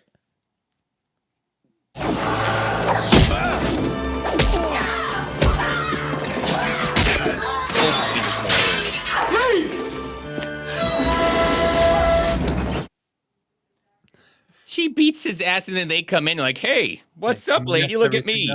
And then just now everyone's going to die. You fucking, what a jackass. Hey. Why? Like, you see her, you see him. You should just run in there and help her. You shouldn't be like, hey, what? Because they yelled her name like multiple times until she looks. And I'm here. There's so much of this, like, stupidity that ends up, like, helping the bad guys. And nobody ever gets pissed about it. Like, at no point does she look at him like, you stupid son of a bitch. Why did you do that? Yeah, now they pass out like dead. Yeah, good job. And Julia's Rod Julia's. Sorry. I love it. I love it. So good. I feel like, does he make that face in the game? I don't know. I don't think so. Well, he should now. They should have modeled the game after him. Formation attack. God damn it. Get out of the movie. He's like, we need the most dumb, pointless things. I know. Formation attack. Like, Formation attack. Formation attack? Cruiser to B-12. God. Yeah. Is it like Battleship? Is that? I don't know. Oh. His friend, who they turn into a ginger, is what they do. They turn him into Carrot Top. Fucking Carrot Top, yeah. It's like Carrot Top, not quite as big as he got, but like on the way to getting to when he was that freakish weird size, which I don't know if he was his ultimate form. Yeah, if it was really that he was massive or just like compared to what he was. I mean, he was definitely a big dude, but he was in my head, ripped, yeah. In my head, he was just like insanely massive, but it's just probably relative to where he started. You've seen The League of Extraordinary Gentlemen? Yes. When the bad guy drinks all of Dr. Jekyll's formula. That was like, just put Carrot Top's head on that. That's pretty much the size. Oh, yeah, because his face changed too. That was also super weird. Yeah, it was gross. Yeah, this is like Carrot Top Hulk.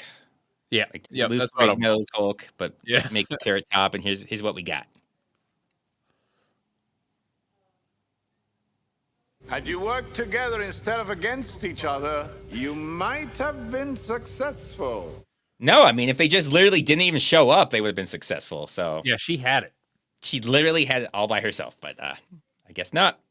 She's not even like, she should be looking at them like, yeah, motherfucker, listening to this, he's right.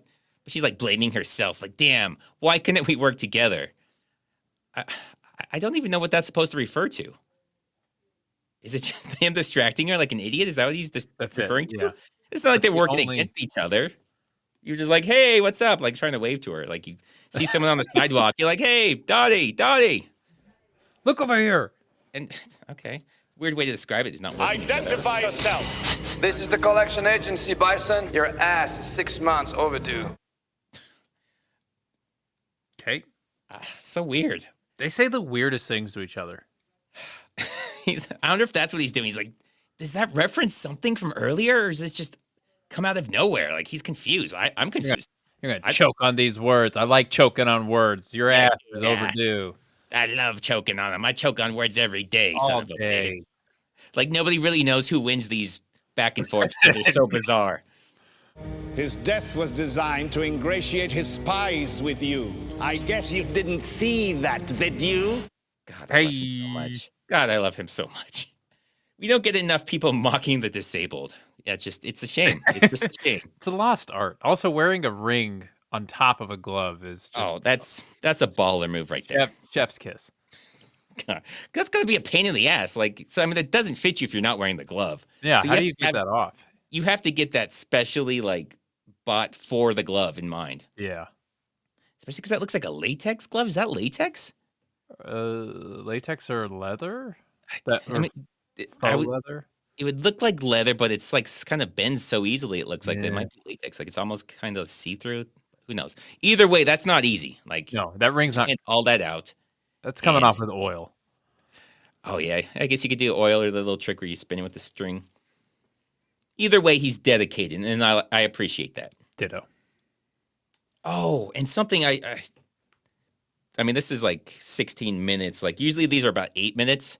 So this one is going super long, so I didn't include everything I probably wanted to. Before Chun-Li tries to blow them up, his people are going to fight Sagat's people. Like they're going to kill each other. Yeah. And now they're just friends again, but nothing really got resolved there. They're just friends now. Trust. Don't trust your. What is it? Friends. Don't trust your friends. New enemies. Trust your new enemies. That's why they're like, we're new enemies now, so now they're besties. Okay. Yep. Yes. So stupid. I want to say that's from the game, right? Even the country, like the world map. I don't know if the world map is, but Street Fighter was the 6-button arcade. Yeah, and it was called, I want to say it was like subtitled World Warrior or something. Was it? Does anyone in chat remember? I want to say this looks familiar. But it could just also be from the movie. It looks familiar from the movie. But it was called the World Warrior. Remember that. I bought the Simpsons arcade machine. Oh my God. So good. I love that as a little kid. Oh yeah, you'd be like Bart hitting people with a skateboard and Marge. Yeah. Vacuum. That's the only way I actually beat the game was I bought the arcade machine so that I could just push a button and load quarters that way. Dude, I spent like 40 imaginary dollars to actually beat it. Dude, that's a hard game. Oh, the map was in the game?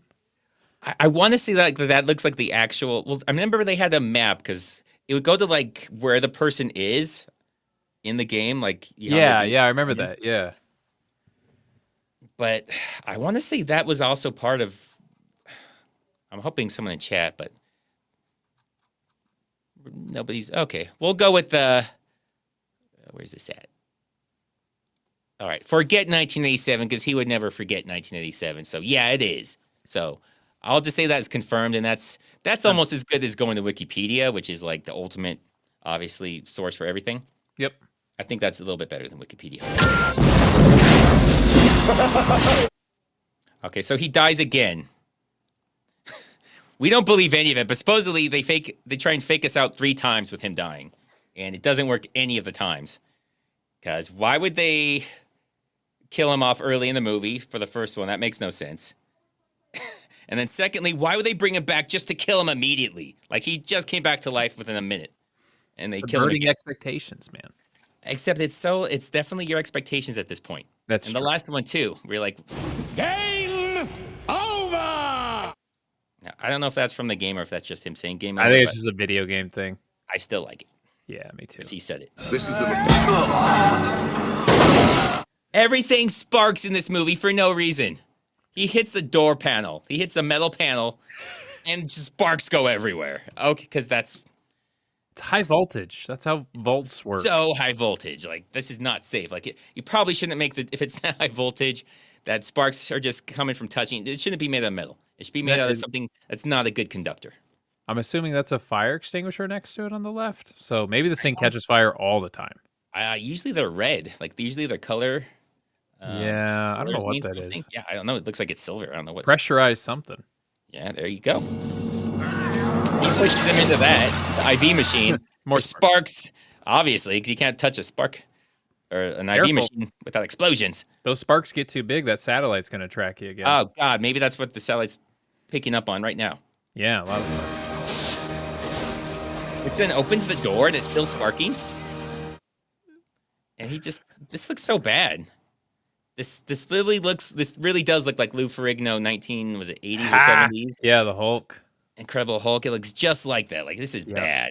This is like The Rock, Scorpion King, and the Mummy 2. Whoa. You're saying amazing? Amazing, yes. The best CGI. Yeah, that was CGI, and it was, but it was back then when real bad. But you could kind of forgive it because it was a lot newer. Like CGI wasn't what it is today. Yeah, it's true. And you like knew it wasn't as big of it wasn't like Jurassic Park big of a movie. Right. So you're like, okay, yeah, I can definitely tell this isn't real, but it's not that bad. T-Hawk, what's with the headband? It's Cherokee. I wear for good luck in battle. Literally, this must have been ADR later, just like, oh yeah, remember this guy? His name's T-Hawk. He's a character. Fuck it, well, ADR in a line. And that's probably like during editing, Capcom emailed them. They were like, this headband, we got to work that in too. And like, bro, we already finished filming.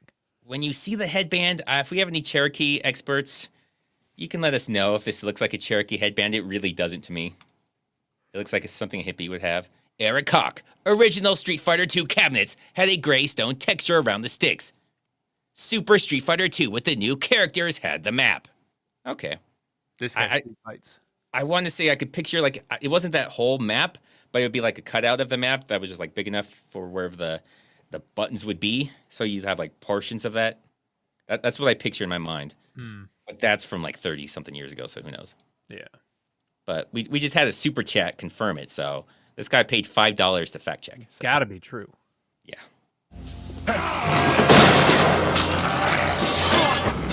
Charlie, it's me. How does he know that's Charlie? He looks nothing like him. Looks yeah. I mean, he's some dude that just grabbed you, lifting you up by your neck, trying to choke you to death. At no point did he talk to anyone that told him about this whole thing where Charlie's now Carrot Top. Like nobody told him any of this stuff. He just knows. He's like, Charlie, it's me, and he's like, oh shit, my bad, bro. Maybe Charlie frequently choked him. And he's like, "Oh, it's you." Oh, maybe that's it. Maybe they're not even like fighting each other. This is just like a. So they say hello. Like in Maximum Conviction, where he just goes behind the guy with the screwdriver. You know, when they're trying to. Yeah. When they're under attack, and there's a good chance that he could blow Stone Cold's head off. Yeah, it's one of those things. Yeah, it's one of those things. It gets funnier every time he does it. That's right. Help me! I'll help you. And then I'll make them pay. Damn, he goes right to it. He goes right to, oh, help you? No Okay, hesitation. yeah, look at the flowers, bro. Look at the flowers. Like, you just go right to that. Holy shit. Go ahead, Lenny. Turn around. Like, why would you go right to that? Like, he's talking to you, like, hey, maybe say, hey, can we reverse this? Maybe you could see a therapist or something, see if you can work through it. I mean, you can wear a mat. I mean, there's a lot of things you can do. We don't have to blow your head off, but I do. No, Van Damme's efficient. He ain't got time for this shit. Yeah. Forget 1987, by the way. I like, he says, I would look like E. Honda if I drank Pepsi. You would? Facts, forget. Yeah.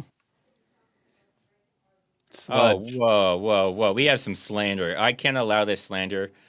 Becky, he's also a billion times funnier than Carrot Top.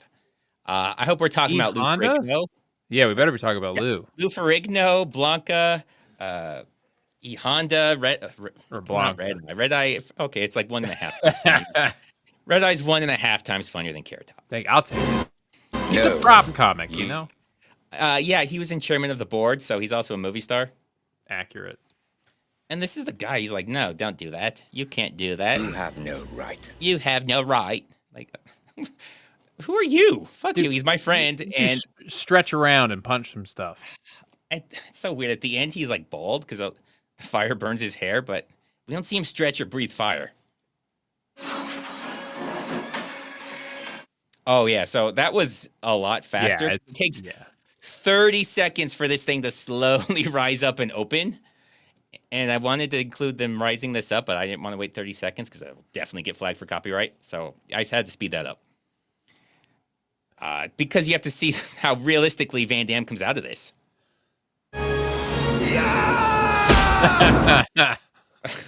He flies out like magic and then turns into just a normal jump kick.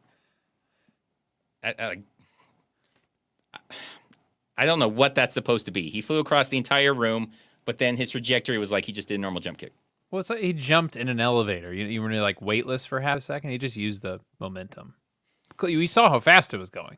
It went super fast. Yeah. You guys didn't see that. The way I edited it took that away, but it was actually going near the speed of sound. There was a sonic boom because that's what Guile does is sonic booms. And that was part of it. That's how that happened. Yep. Checks out. I forgot. They should have done the sonic boom in this movie. They never did, except for that part. In that part, he does that. I don't know. That just seems so weird to me. They see like Guile's there, like Van Damme's here, and he does that weird ass look right to his face, and he doesn't even look. He doesn't even flinch. It's really fast, but I see these things and they really bother me. And I wish I could talk to them and say, what is this supposed to be? Why are you looking at him like that? Yeah, why was that your choice? Is there some sort of like romance you were trying to go for? You thought this was like a romantic moment, but he was like, I don't know what you're talking about. Like this is gonna bother me. Not quite Foreigner level, but this is something that would be on the Foreigner. Man, he's so weird looking. Why is he doing that? And I'm going to say, Ken looks so weird to me because how scrawny his arms are. Does it distract anybody else? Like, he's supposed to be a great fighter, and even at the end, he, like, helps lift up the door, but he's got, like, the skinniest little arms. All right, well, it's just been confirmed. I think it's you. Ryu and Ken were definitely lovers. All right, Brita solved it. I was saying it without saying it, but they just went and said it. Shoot the hostages! Okay. The AN has broken in and starts shooting at them, but our first priority is shoot the hostages, not the people attacking us. We'll get to them later. Right now, we have to shoot these hostages. That's their first order of business. I mean, you know how he prioritizes stuff. He messes with boxers' careers and sumo wrestler. Like, no, yeah, they'll get around to fighting off the AN, but he's got other stuff on the plate. There's this soccer player that just really rubs him the wrong way. And right now, he's just in the minors. You know, he's not in like any of the pro leagues.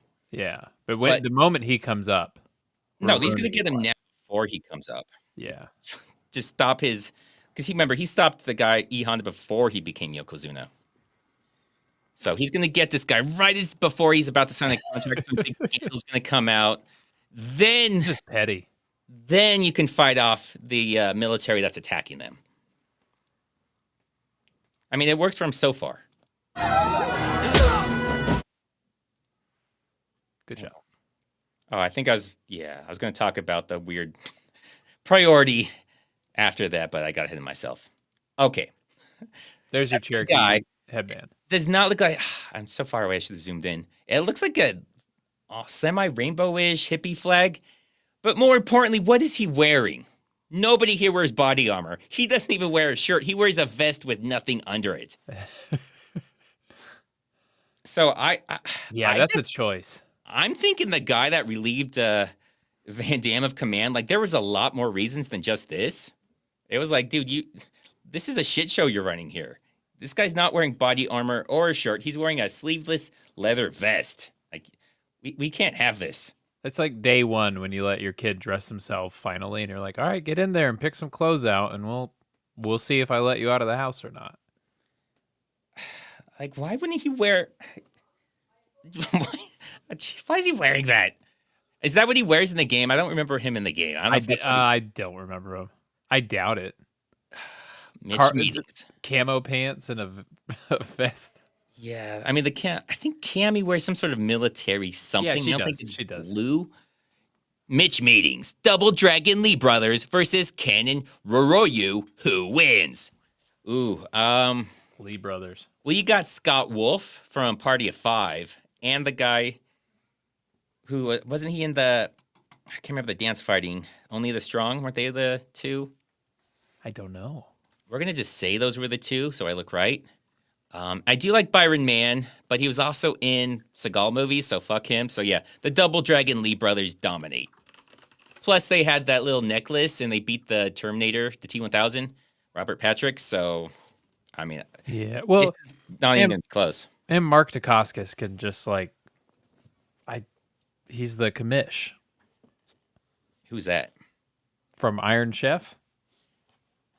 Iron Chef America? What? Okay, Mark. Who is he in this? Who is he? Oh, I don't know. It's irrelevant. But he was in Double Dragon. That's why I bring it up. Oh, okay. I thought it was one of the actors. Okay, gotcha. No. I'm saying Mark Dacascos would win simply by himself because he would just walk in and just announce some secret recipe or secret ingredient. Yeah, works for me. Yeah, so good. Plus Ken's. I already talked about Ken's arms, how they bother me. So yeah. Yeah, checks out.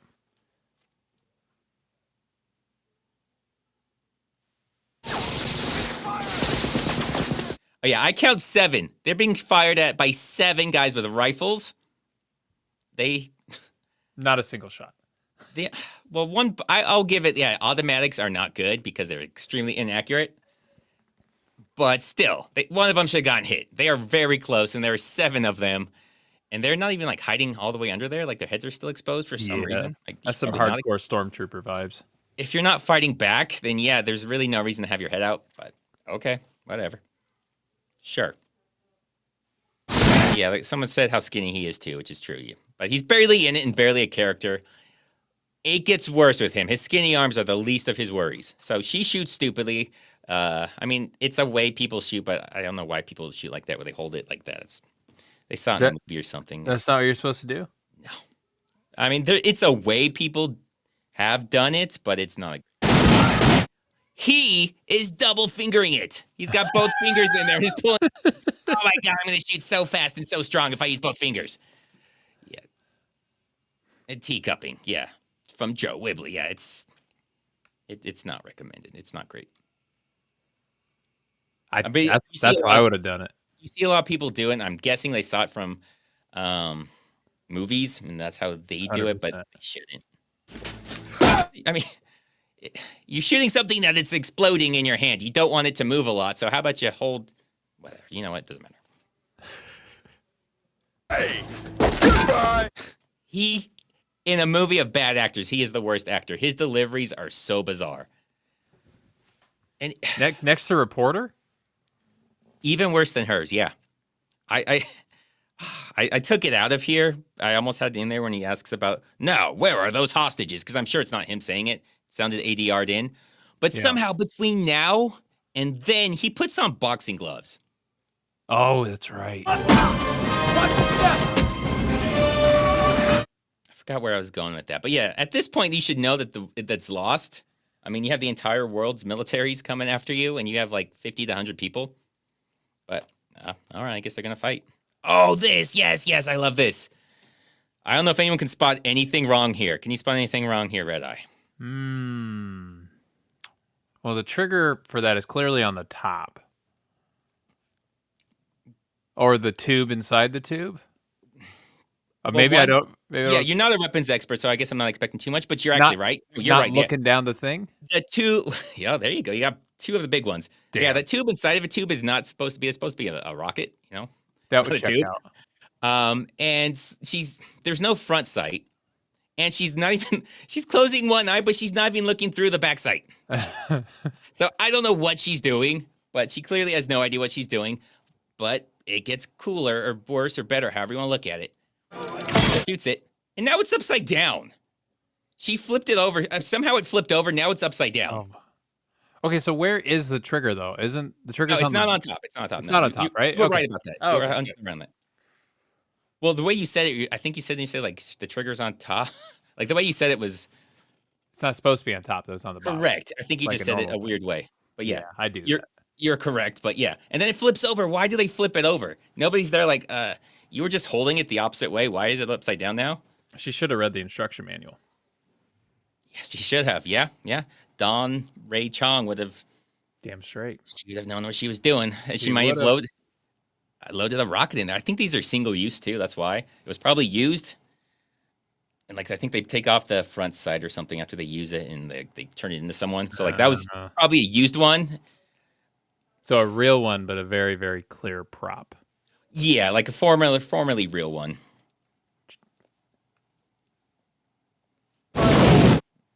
And also how close that is. Like, why would you shoot that close with exploding debris coming at you?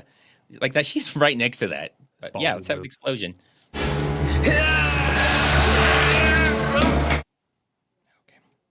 Okay. So when I first did this, I was wondering why would they have those Tarzan ropes just to swing across? Like, there's no way Bison does it, but then Bison does it later. So I probably should have taken this out because I guess that is why they have them. Just his favorite thing. It's how he gets around. Apparently it is because he does afterwards. I just forgot I had this in here.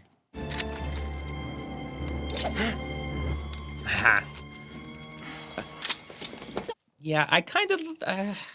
this is a great joke for, like, younger people, so I'm going to say it's good. Like, I think it kind of goes on too long and it's a little too much. But I think for a younger person, like a teenager or a kid, like, that would be hilarious. So. Oh, yeah, it would hit. I like it, so I'm good with it. I mean, this was for younger people, so. Where people... Okay, I just saw this. So Becky asks how you can see her butt when she's wearing camo pants. I'm guessing people were talking about her butt.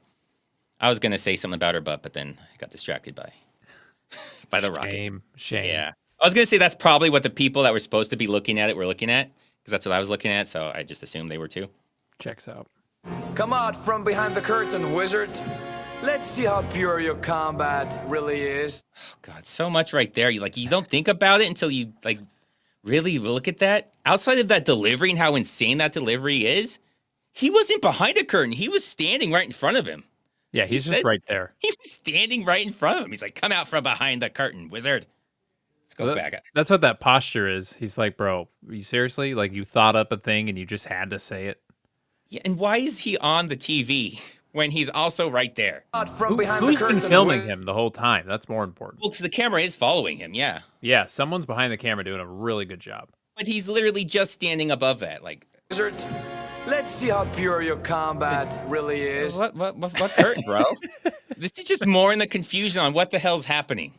He's like, nothing we've said to each other has made sense before, so why start now? Outside the weird how your combat really is. We should just make a compilation of just them, like the dialogue between these two characters. Just those lines. So, like, we know it's yeah, we got that part. We know that part. We definitely get that. However, it doesn't make sense here because he's not hidden or anything. He's right in front of him. There is no curtain here. There's absolutely no... Yeah, that makes sense if he's on the TV and you can't see him. But if he's literally right in front of him, then it's like just a bizarre thing to say.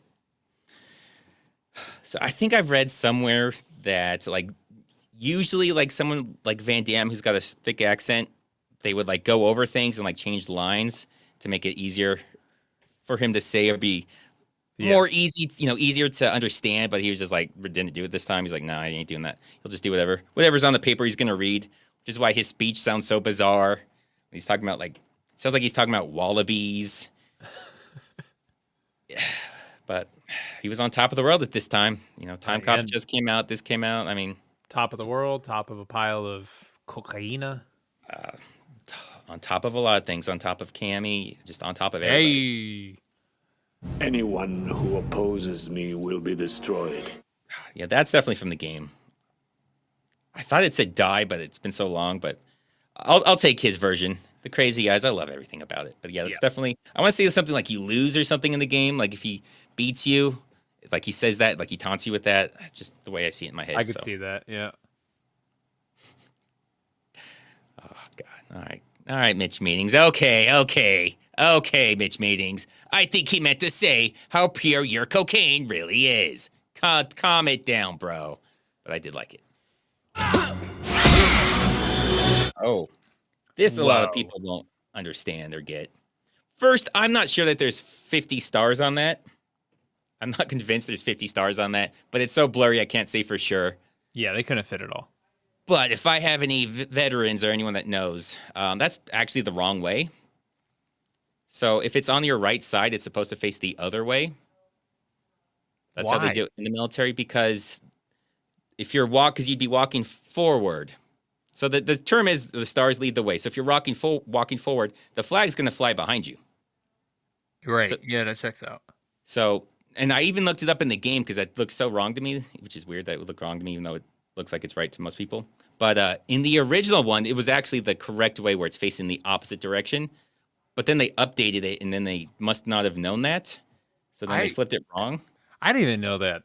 I thought for some reason, because I know if a flag's upside down, that means like distress or something. But if the flag is backwards, well, if it's on the right side, if it was on his left side, no, because stars lead the way is the thing that you just used to remember that.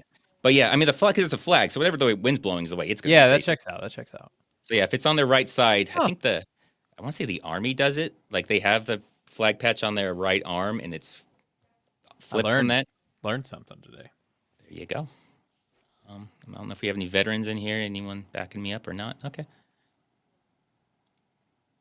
Oh, it's on both shoulders. Sorry, area just in 14. Pretty sure in the game the flag is on his left shoulder. It's on both shoulders. The old one, I spent way too much time trying to confirm this. I guess it was just reversed. So when they had someone face the other way, they just mirrored it. So it was probably accidentally correct. And then when they stopped just doing the reversing, because I guess, I don't know, technology got easier to do,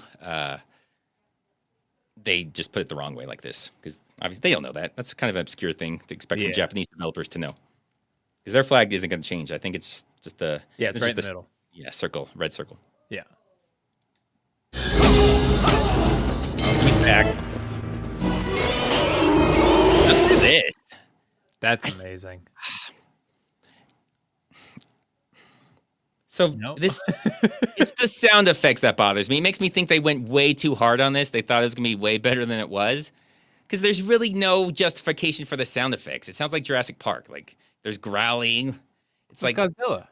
Yeah, well, I know that. But why is the Godzilla sounds? Everything else there's an explanation for. Like, they're fighting in the Bisonopolis model area. And they're big guys and they're just fighting over it. But why are they making Godzilla noises? Because we like it. Okay. There we go, guys. Because we like it. I like it. I mean, they should have come up with a reason why there's Godzilla noises. Then I'd be like, okay, that works better. But they're just like, we have like 2/3 of this joke. Just make the sound. Just figure it out. Don't figure it out. Just do it and then not just bring it up. The hostages! Where are they? See, this is when it is just pure nonsense now. It is like, we're not trying to be a real movie. Nope, we're fitting in our characters because we fucked up and we didn't introduce enough people in the first hour and a half, so we gotta wedge them all in. And I don't know if he's supposed to be making that noise. I'll see if I can go back a few seconds. Like, is his fist supposed to be doing that, or is he doing it with his mouth and just like a weirdo? He's just doing it with his mouth. But is that what he's supposed to be doing in the movie, though? I don't know. Hostages! Where are they? I don't know. Wind up. It's the wind up. Like, it seems like a cartoon. Like, this is a cartoon, but we're going to use real people.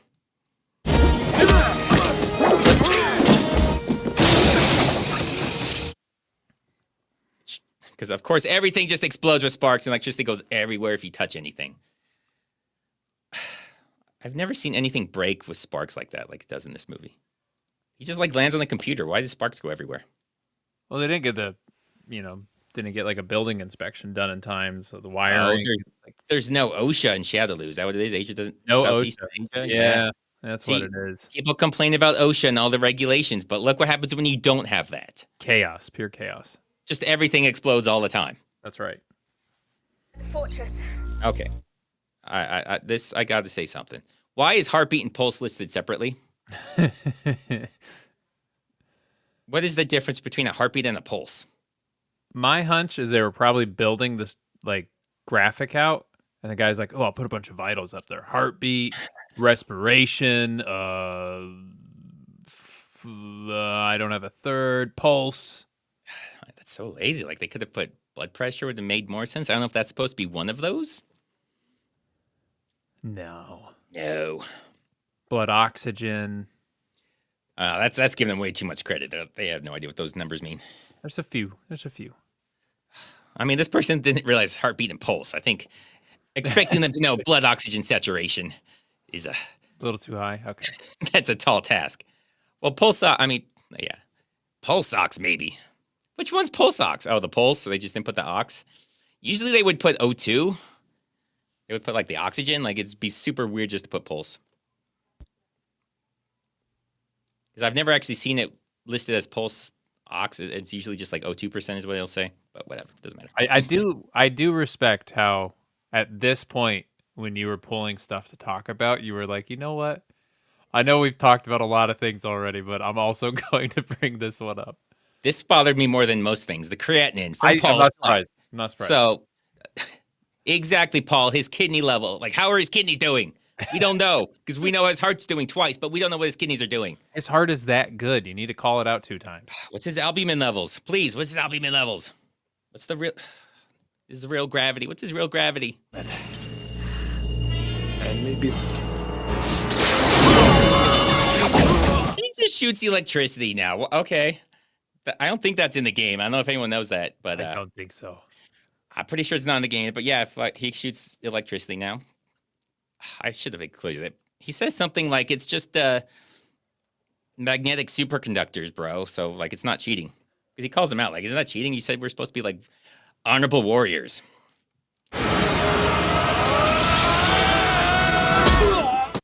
That's in the game, but, man, you should be... Oh, yeah. Oh, no, he's got a fatty liver. See, Whitney knows. These are the things that matter.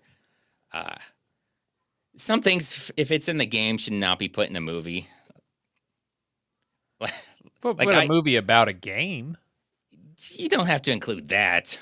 Like, that just looks so ridiculous. I mean, 2 minutes ago, you had a guy with boxing gloves on. I complained about that. I feel like I've been pretty consistent. Okay. You've been consistently. Yeah, that's fair. I mean, people make fun of the Resident Evil movies and Paul W.S. Anderson, but that's like that's one of the things he got okay. I'm not going to say he got it right. Because he did include some weird things. That was my problem with the Silent Hill movie. I don't know if you've seen Silent Hill. I have. It's been a while, though. They took so many just random things from the game and just, like, shoved it in there in ways that made absolutely no sense. Yeah. But people that like the game were like, I remember that. This rules. This is awesome. But there's like, it's done so stupidly. I got to play that game again.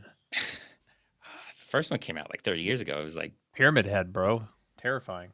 I don't think he was in the first one. No. What was the first? The first one was like a real old school PlayStation 1. Like, that came out a long time ago. I think Pyramid Head came out number 2. God, those 2 games I actually played. Those are some of the few of these movies I've done that actually played the game. And that's why I remember. I was like, I remember these scenes, but it has nothing to do with why these are even there. These make no sense. There's a part she just sticks her hand in this like mummified dead body's mouth. I don't remember that. It's in the movie, yeah. It's like in the bathroom stall. And she just grabs a key out of it. Like, I see why you would do that in the game because it's like there's nothing else to do, and it said like hit this button and you'll grab something. I'm like, okay, so I'll hit the button. But there's no real reason anyone would ever do that, and they don't give her a reason. She just does it, and it's so insane. Just for people to be like, oh yeah, I remember that. That's so cool. Come here prepared to fight a madman, and instead you found a god? God damn it. Yes. We need more Raul Julia. God damn it. I'm so upset he's gone. Yeah, he blood sports him. That's how he finishes him off. Not a Street Fighter move. He blood sports him. That's how he takes out Chong Li. But you don't know if he's just one jumping spin kick or if it's 3. We have no idea. Because it's clearly multiple different kicks, but you don't know if it's just supposed to be replays of the same kick. But I'm down. I'm down to watch somebody get blood sported any day. That's his best. Why does that explode? Everything sparks, obviously. Everything. But why does that explode? Who cares? It's just the 90s. Everything has to explode at the end. If it's a 90s movie and things don't explode, people get pissed and demand their money back. That's right. You've seen Toy Story. I've seen Toy Story. At the end when everything explodes? Everything explodes. It's awesome. They land in the moving truck, and then they hit that one box, and it all goes up. Everything, they all die. It's great. Yeah. And then they just change it in the second one because Well, they bring them back in the second one. Resident They're all second clones one. of the Every single toys. one of them was a clone, and then they have magical psychic powers. That's right. Until in the fourth one where he injects them, and now they don't have those powers anymore. That's right, and that's how you get Forky. Yeah, it got really hard to write around someone that's it was tough. fucking god and omnipotent. So Well, then Buzz Lightyear was on a lot of cocaine in the second one, which made it difficult too. Yeah, but then they had the villain who was also a god and a godlike powers, but then a door kicks him out. I remember that. The door closes on his leg, so he dies. Yeah. Yep. And then it exploded, I think. Well, because there's only 2 movies before that where 2 of them were standing over him and poured like 50 bullets into his head. Remember? And then he was fine. Remember, he got up and he left. He left before they did. They were leaving, and somehow he got up and left before they did because he was on the ship already. Yeah, he was fine. Yeah, no, he was good. He was absolutely good. So much sense. All of this makes so much sense. I think we lost about 95% of the people that were watching this. Hopefully they've seen. I don't know if I included that in my video. It's one of those where you're like, I don't know if YouTube will be dicks about this. Yeah, they usually I can put this on Rumble, that'll be fine. But YouTube, who knows? So I'm not sure if I did or not because they're just annoying with their age restriction. Yeah, it is. This way, hurry! Go! Come on! Honda! Come on! Hurry! Why don't you fuckers help him? He's fighting a guy. He's fighting a massive bodybuilder. And everyone's like, knock it off, dick. Let's go. They're calling his name a bunch. They're doing their part. Jesus. This is so bizarre. Like, who? This is like a Seagal thing where I just wonder who writes this and doesn't question it. Like, why is nobody helping him? They're all supposed to be fighters. They're all in the game as fighters. But they just come on. Let's knock it off. Like, he's screwing around. Hey, this Street Fighter was not a 2-on-2 game. It was a 1-on-1 game. Oh, that's true. I'm trying to think. Was it Mortal Kombat or something where at the end, like, you could have 2 people would come in? Yeah. One of those games. Do you remember the beach volleyball? Was it Mortal Kombat beach volleyball? Where they were just like, hey, you guys like all the chicks with big boobs, so we're just going to make a beach volleyball version of There was a game I never played. I do remember that. Tekken. Dead or Alive or something, right? Or Dead or Alive. Yeah, one of them. They just did they were like, we'll just do beach volleyball. Yeah, I never played that, but I remember seeing something about it and couldn't tell if it was a joke or not. But then they made sequels. I'm like, I guess it's not a joke. I guess there's really these beach volleyball of almost naked chicks. Like, okay. Yep. Deep Thoughts with Joe. What up, Ice? You sarcastic bastard. I'm curious, does anyone know if this movie did well in the box office? Did this movie do well in the box office? Okay. You asked that twice, but okay. You're very curious. It did. We talked about it at the beginning. It did very well. It made lots of money somehow. 100 mil. Just shy of 100 mils, like 99.4. Yeah.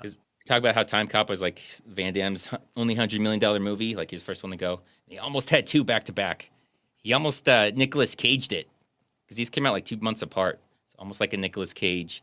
Was it Face Off and Con Air came out 2 weeks apart? Yeah, riding high. Sorry, man. Can't play no more.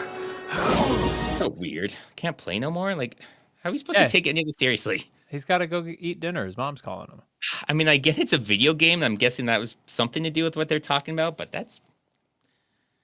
they just stopped caring. They really stopped caring and just say your own lines, whatever. Say the video game stuff. Yeah, like my career's done after this, so fuck it. Who cares? Just have fun. We have to go. I can't go back. Not like this. So now he decides he wants to die. And he's just fine too. He's not crazy. Yeah, what just happened? Like they just He's like putting on a tie. He's about to get a resume together.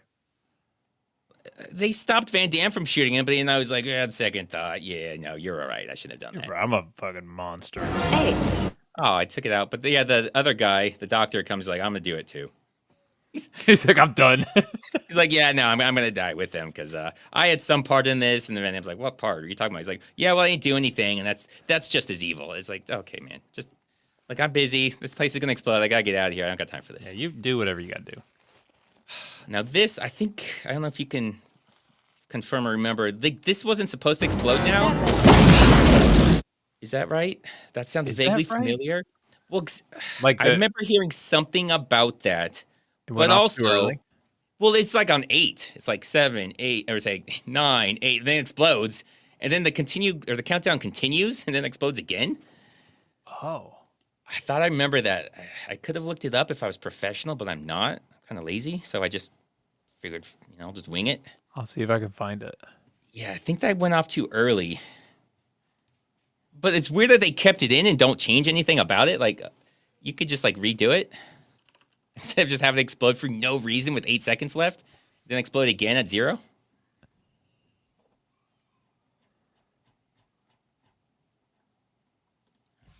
Come back to that, because there's more. That's explodes again. There's a whole countdown. It explodes again. We're supposed to think this time he's really dead. For the 3rd time, he's really dead. Okay, I found it. Sorry, I got distracted. I found it. So they said the temple was an exterior set built by the art department. And for safety, the explosion of the temple was supposed to blow up 25% of the building because they actually had Jean-Claude Van Damme and some of the other actors nearby. So it was like a safety thing. But the effect got out of hand and the entire set went up in flames and it destroyed $240,000 of scaffolding and set equipment. Oh, okay. And so they kept it in because they were like, well, it was a good shot, but we totally it was like their only shot. Yeah. Yeah. Most of this budget's gone up Van Damme's nose, so we just got to make it work. We got to make it work. But they could have at least changed the times, like say 1, 0, and then they're out there or something. Just have it explode for a really long time. But nah. Because, Van Damme was down there at 1 and then exploded again, and he's, at the very bottom level, but okay. He's fine. Colonel! Yeah, he's fine, yeah. If you believed he was dying the 3rd time, that's on you. That's all on you. It explodes again! Why did it explode again? That looks so stupid. I bet you they thought that looked awesome. I think they were told they had to. We got to put this on the poster. This has to be in the advertisement. But they couldn't think of an actual way to make it make sense. So I know it'll just blow up again, and we'll also all just be poor Zangief. He's that dude. You ever be in the group photo? Oh yeah. Everyone's got their arms around each other, and you're like, bro, I didn't get into the huddle yet, so I'm just awkwardly behind everybody, and I'm on my tippy toes so I can see the camera. Yeah, Zangief's pulling that shit hard. He's blocked. Yeah, you can barely see him. He's not really an actor, I don't think. He was a bodybuilder, and he's just there for his size, which completely believe. The Chun-Li looks ridiculous. Why would she be jumping like she's a 12-year-old schoolgirl?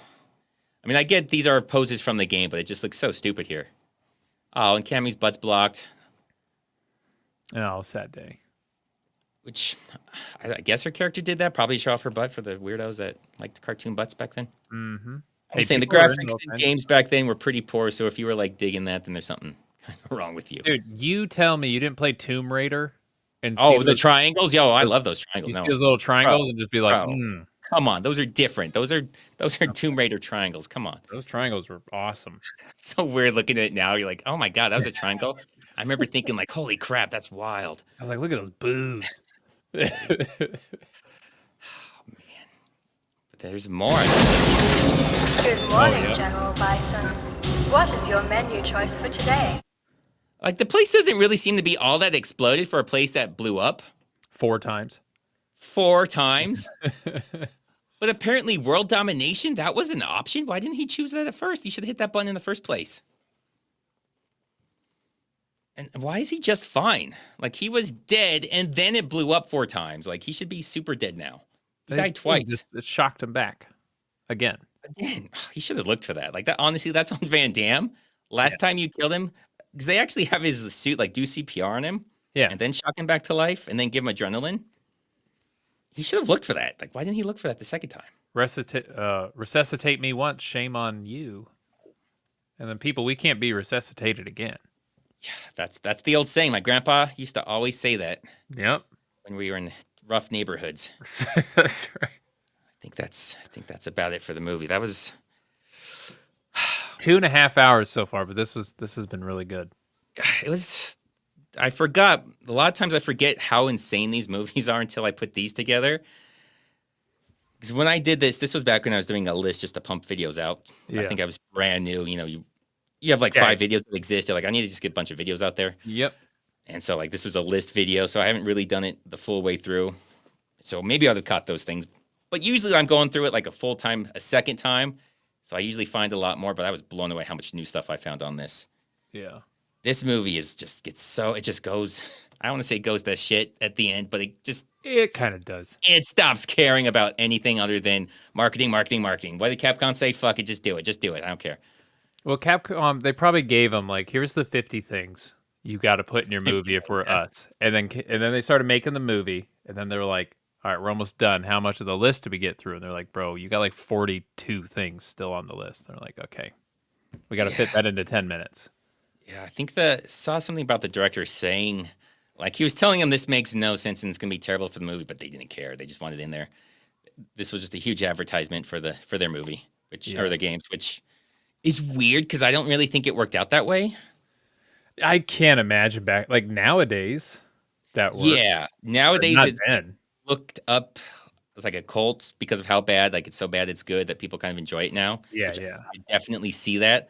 But back then the game was massive and this was like not looked at very well. Like everyone thought this was terrible back then. Yeah.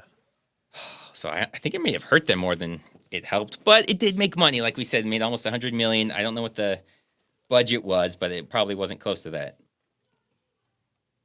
I should see what the budget was. Let me see what the budget was. Because it made money. Budget. It was $35 million. Okay. Wow. And so this was back before international was nearly as big. Because like nowadays they say do like 3 times the budget. But that's because like in other countries, right? They take a lot more of a cut than they do in America. Like America, it's like 50-50 for the most part. Yeah. So yeah, this definitely made money then back then.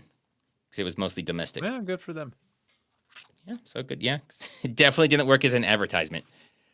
Okay, yeah. So I'm sorry, Mr. Forget 1987. No one thought it was terrible back then. You are incorrect. Everyone thought it was terrible back then. I saw it back then. It was not good, and I was a young child. When you have a young child seeing an action movie, he's like, "This is not good." Well, it's because he forgot 1987 and then also 1994. Yeah, he forgets every 7 years. There you go. Don't ask me about 2001 or 08. All right. I think, we went on pretty long. This was 2.5 hours, and there's only 2 of us. Yeah, we crushed it. Yeah, we did pretty good. Imagine if there was 4 of us. We would have been on here for oh my God. midnight. Well, don't forget, no, Alex is here. He's just still in timeout. I'm not letting him talk. Oh, that's right. I'm sorry. He doesn't get to talk during Van Damme Hey, movies. technically there are 3 of us here. Just one of us is, keeping a watch on us with his guns. And if you count Chuck Schneider, you got that too. Yeah. Is that who you're talking about? Yeah. He's covering you with his gun right now. Yeah. If any of you guys, if any of the viewers or chat tries to get out of the line, he's got you. So he's got you. Mind your business. Yeah. We'll have to check out Legend of Chun-Li. Yeah, I guess it was supposed to be a sequel. Wait, that's a movie? Oh, yeah. What? So it was supposed to be a sequel to this, but Van Damme turned it down. So it ended up just being its own thing that failed miserably. Yeah, it came out like 08 or something. 09. 9. Yeah. Dude, it had Michael Clark Duncan in it. Yeah. They had some names. Neil McDonough. Oh my God, this is like an actual cast. Yeah. No, we went to the theaters. It was an actual movie. I didn't hear anything about. I gotta watch this. Well, nobody saw it. Yeah, it bombed checks out. terribly. But yeah, 3% on Rotten Tomato. That's pretty low. that sounds high for. I mean, I never saw it, but it looked terrible. It looked terrible at the time. I remember seeing commercials like, "Who's gonna see that?" And I guess nobody. That was the answer. Not me. Well, guess 2.5 hours. Pretty good for today. We're gonna call it there today, guys. I might have a question up for next time. I keep because I'm working on The Witcher. So I've been telling people I'm working on The Witcher. I'm trying to do a whole season and do it in one video. So it's taking me a little bit. That's a lot. Yeah, it's 8 hours worth. A lot of work. Stuff. Yeah. So usually I was splitting them into halves, but I'm trying to do just all of them at once. So it should be done by this Friday. That's awesome. You got anything good coming out this Friday, or is it just me another bad one, or is it? Fourth, because every fourth one he does is amazing, guys. That's right, every fourth, yeah. Well, I just started the Japanese Spider-Man, which is amazing. It's as amazing as you guys imagine Japanese Spider-Man with. Yep, with giant fighting robots. It's really obviously good. It's Japan. Yeah, that's what they do. I'm gonna do the Toxic Avenger soon. Oh, aren't they making a new one? I think they're making. They are with Peter Dinklage. Oh my God! Is he the Toxic Avenger? He is. Yes. Yeah, check out his channel, guys. He's got some good stuff out there. He's done. Thank you, sir. I haven't mentioned this in a while. He's actually done literally every Steven Seagal thing there is. I did it before it was cool. Did you even do Cock Puncher? I did. Yeah, I figured you might have done. No, I've done everything. I even did. He did like a random commercial. Well, it was like a short. Is it the wine one? No, it's like the roadside. What was it called? He's got a wine commercial I know of, and he's got his energy drink commercial, which are both. Yeah, he's got both of those, and then he did these two. I haven't done it in a while, but it was like two Australian dudes on the side of the road, and their car breaks down, and then Seagal's there or some shit. I don't know. It was like a short. Things just keep getting worse and worse. Movie. Yeah, it wasn't good. Wow.